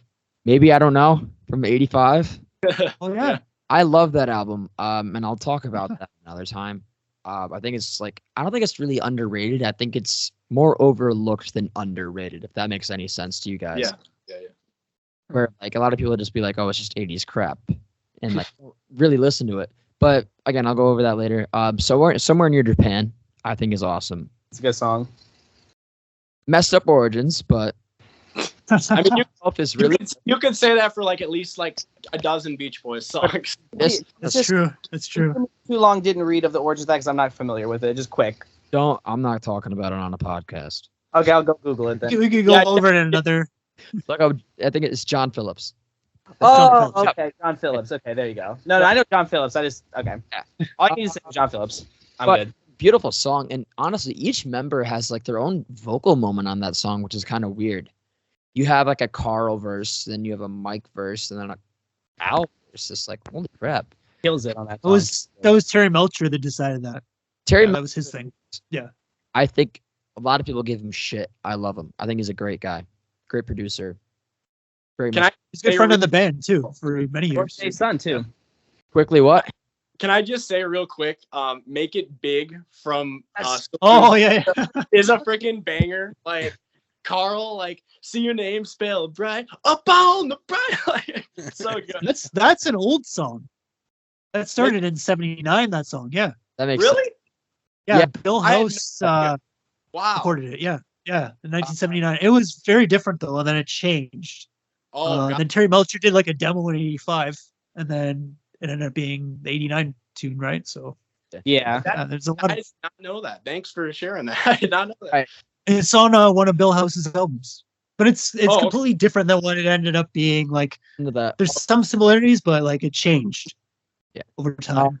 So like now that I gotten those two like '80s like awesome songs out of the way, I really like the '80s era, but I can't really like compare it in the same lane as a lot of their other stuff. But we'll get to that. We'll get to the '80s. All right, I'll just go through like my number 11 through 15. Okay. Angel Come Home by from LA. Let's go on. Great song. Great song. God Only Knows, we touched on that. Till I Die. Surfer Girl. Surfer Girl's pretty, very Yeah. pretty. One of the greatest chord progressions of all time. What hurts it is that a bunch of other songs use it, or at least the first half of it. But that's just the musician in me. That's like, it's When You Wish Upon a Star, right? Is what it's very similar to. It's similar to that, but that's what I mean. Like a lot of other like songs borrow or use parts of that chord progression, but Brian actually puts a twist on it. You get through the like that thing, the normal chord progression, and then he adds major sevenths and seventh chords into it, and it's like nuts jazz stuff. Yeah. But I think that's a great song. I've over listened to it. That's kind of like one of the only songs where like I still don't hold it against it, but I've just over listened to it. Yeah. It's That's a falter for me. Yeah. And I think I touched on Angel Come Home. I love that one. But I'm surprised nobody mentioned Heroes and Villains. Oh wow, yeah, that's true. That's It's never really done much for me. I'll be honest with you.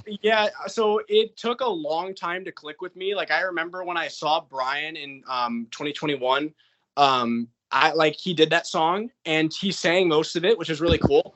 But at that point, like I wasn't a huge fan of the song, either version, like the Smiley Smile or like the Smile version with like the extended. I'm talking about Smile with the extended stuff, but also that one I like. Our Prayer and G added on top of it. Okay. Okay. Like 7-minute version with on like in the beginning. Okay, yeah. No, but what I was gonna say, the song did click with me, and now I really do like it, especially the Smile version. But it's just not like it's not quite a top tier Beach Boys song for me. Yeah, I get. But I like it. Well, Yeah. it's also used in a couple of, I think it's in Fantastic Mr. Fox, I think. Oh, So yeah. that's Yeah, it? they did. Okay. They did. Wes Anderson always has really cool music. I think, again, like I see it in a movie and it kind of puts it in a different light for me. No, that's fair. That's like what I was gonna say was I know Jimi Hendrix hated that song. He called it like a psychedelic barbershop quartet or something. Yeah. And that's why I like it. Yeah. So I know, like he meant it as a dig, but it's honestly kind of cool when you think about it. Oh, that's actually a really good way to look at it. And I know I said I'd give you like 5, but one more. I'm surprised nobody really mentioned Brian's instrumentals. Oh yeah, there's some good ones. Let's Go Away for a While is one of the best instrumentals of all time. Summer Needs Love. I talked about this with Jake. Summer Means New Love. Yes. Yes. Very good.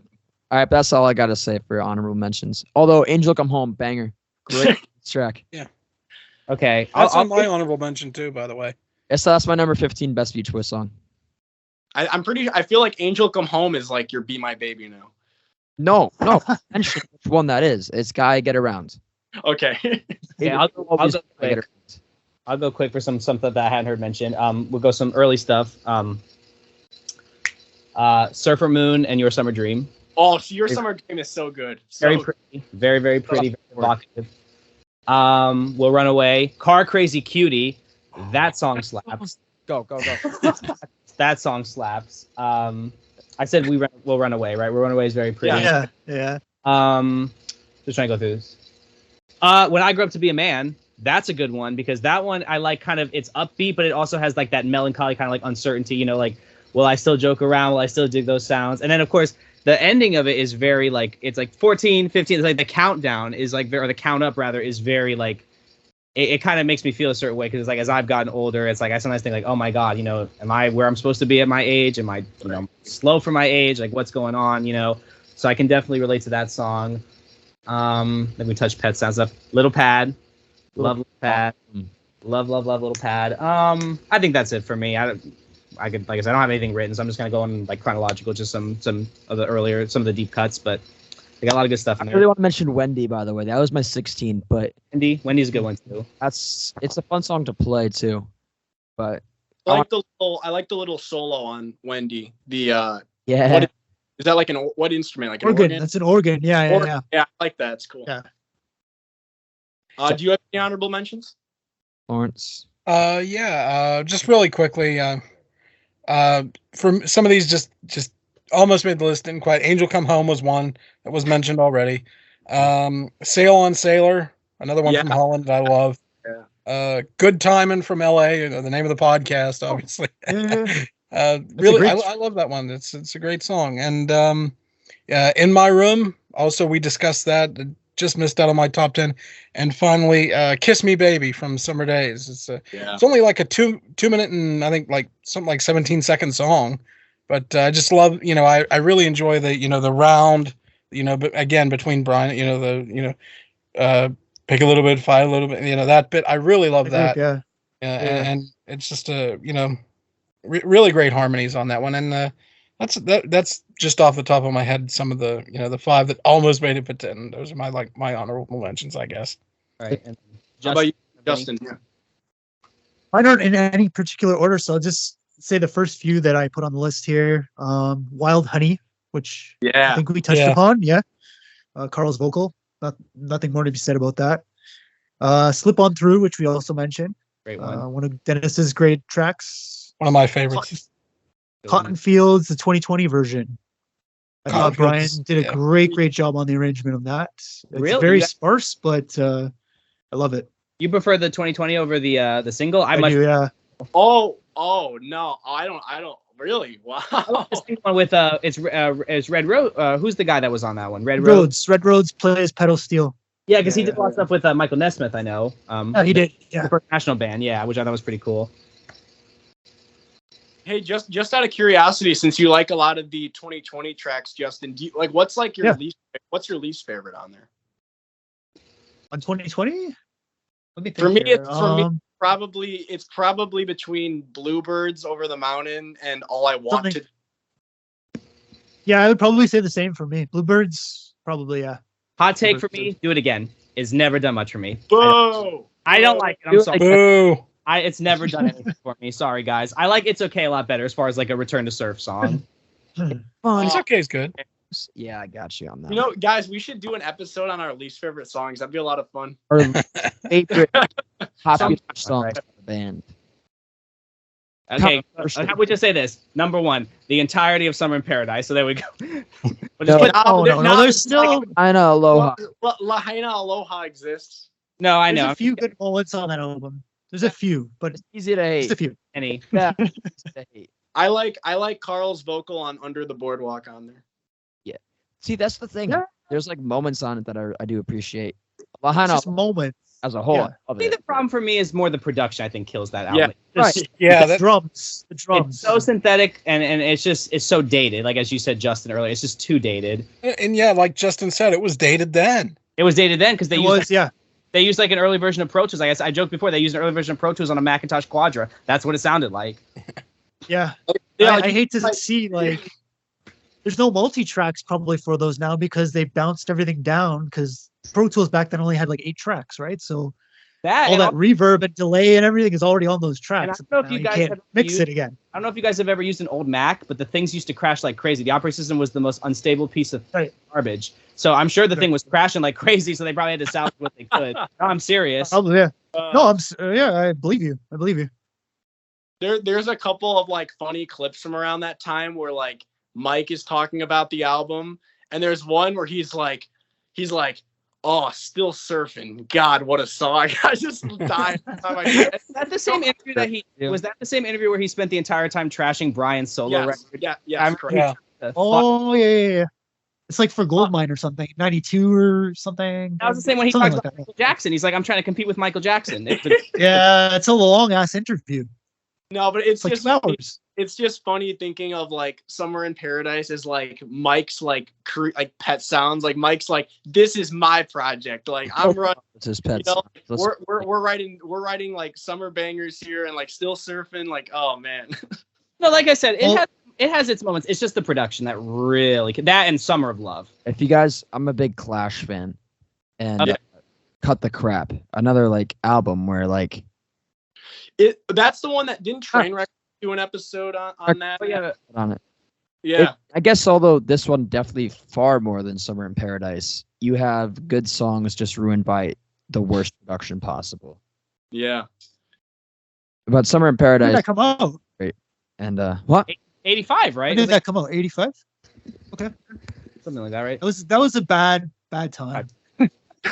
I You know, do- it's always like those lists of like, Did it- great artists but like crap album. That's always on there. What is that Rolling Stones album? Dirty Work, what the one from the 80s is always on there. Oh yeah. Yeah. That's the one with like the colorful cover, right? With the Yeah. colorful cover, Yeah. right? Right. Yeah. The Who, It's Hard by the Who is always on there. Good album. I will fight you on that. What else is on there? Lou Reed's Metal Machine Music, Bob Dylan's Self Portrait, David Bowie's Never Let Me Down. That's a bad album. That's a bad album. That's a That- bad album. Once Bowie tried to be commercial, he lost it. I was- think Let's Dance is pretty good. Let's Dance is solid, but like a lot of people don't like Let's Dance because it's like it stopped like Scary Monsters and all that like Lodger and like the really cool stuff like that. Like that's the same thing with Kokomo. It's like Mm-hmm. That was Bowie's Kokomo, or like his like 15 big ones. Like we go from Holland to that. Like But no, he called his 80s work his Phil Collins era because I know it used to be really fun to make fun of Phil Collins. Yeah. Oh right, yeah. but what it represents was bad.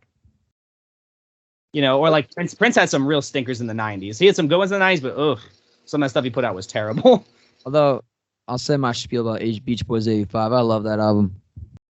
Yeah. It's a pretty solid album. Yeah. Yeah. We- It was like at the time, like I remember I first heard it in like the mid 90s or late 90s, and at the time they said it was like the worst Beach Boys album. Like that was kind of like the promotion at the time. And then I first heard it and it was just like, oh, this is actually pretty solid. Like once you get Really past like- the production and all that kind of stuff. I said this to Jake yesterday. I like new wave music, so I kind of don't care about the production. New Wave. Yeah. It doesn't bother me. Like, Yeah. I'll listen to Get You, like side A is actually I there. really like Get You Back from that album. Get You Back's awesome. Weren't you saying yesterday, Riley, that I agree with you on it, that the stinker on there is California Calling? Yes, I will say that. Okay. You because said Riley, you like New Wave. I love new wave. Oh, New Wave is great. Yeah, I like New Wave a lot too. New wave. So like, I don't mind the production on it too much. I think I told Jake yesterday. I love Steve Levine's work on it. I think if you get past the idea of it like not being like a Pet Sounds type of album, then it's like this is pretty good. Well, I think that's the problem too, is that you're always going to be compared to like, and this was a big thing in the 80s too. I think a lot of rock critics were comparing the 60s guys to the best of the stuff they did. So they were listening to this stuff and they're like, what the hell is this piece of shit? Like Paul McCartney's Press to Play was another one too. I know he was hated for a long time. I like that album, actually. It's a really good album. But I know Paul McCartney in general, a lot of his early work got horrible reviews because like thought, oh, you broke up the Beatles, so like let's write terrible reviews of Ram, and then later on, right. Now Ram, it's actually a really great album. Yeah, but they hated it at the time. They hated it. They're like, it's I remember. Great. I love side A. Side 2, I mean, I'll admit it gets a bit like slow for me, but I still love it. Like, you can't compare it to Pet Sounds because it's not trying to be Pet Sounds. It's trying to be this '80s new wave album, and I'm like, let's fucking go. Yeah, because they brought in Culture Club producer, right? That's Steve. Steve. Yeah. A Carl, lot of it was programmed on the Fairlight too, so like that's where they kind of started the songs. Oh yeah, like this big kind of computer at the time with like a keyboard attached to it, sampling and all that kind of stuff. You know, Princess. That's kind of sorry. I was if you know Princess Sign of the Times, the song he did that entire song. Oh yeah. On the Fairlight. Yeah. I think those things were massively expensive at the time. Oh yeah. Yeah. I think we got to save the '80s for like a whole like separate video because we need another episode on the '80s. I just want to talk about Make It Big, so I mean, I'll say we could go into depth about that. Yeah. Still, actually, no. I just wish they added more original work. Yeah. No, for sure. Yeah. Yeah. All right, so that'll do it. So thank you, everybody, for listening to this first episode of Good Timin. I hope you enjoyed the show. I had a great time talking with all of you guys about the Beach Boys and sharing our favorite songs, and it was a lot of fun. It's always interesting to like hear, which songs people love, which songs mean something special to somebody. So I really enjoyed it. If you like this podcast and want to hear more, feel free to subscribe or follow wherever you're listening. We greatly appreciate it. We plan on doing a lot more episodes in the future, and we'll talk about all sorts of things. We'll talk about different albums, different eras of the band. We can get into pretty much anything involving the Beach Boys. So thank you again for listening, and we will see you all next time. Bye-bye. Bye. Bye.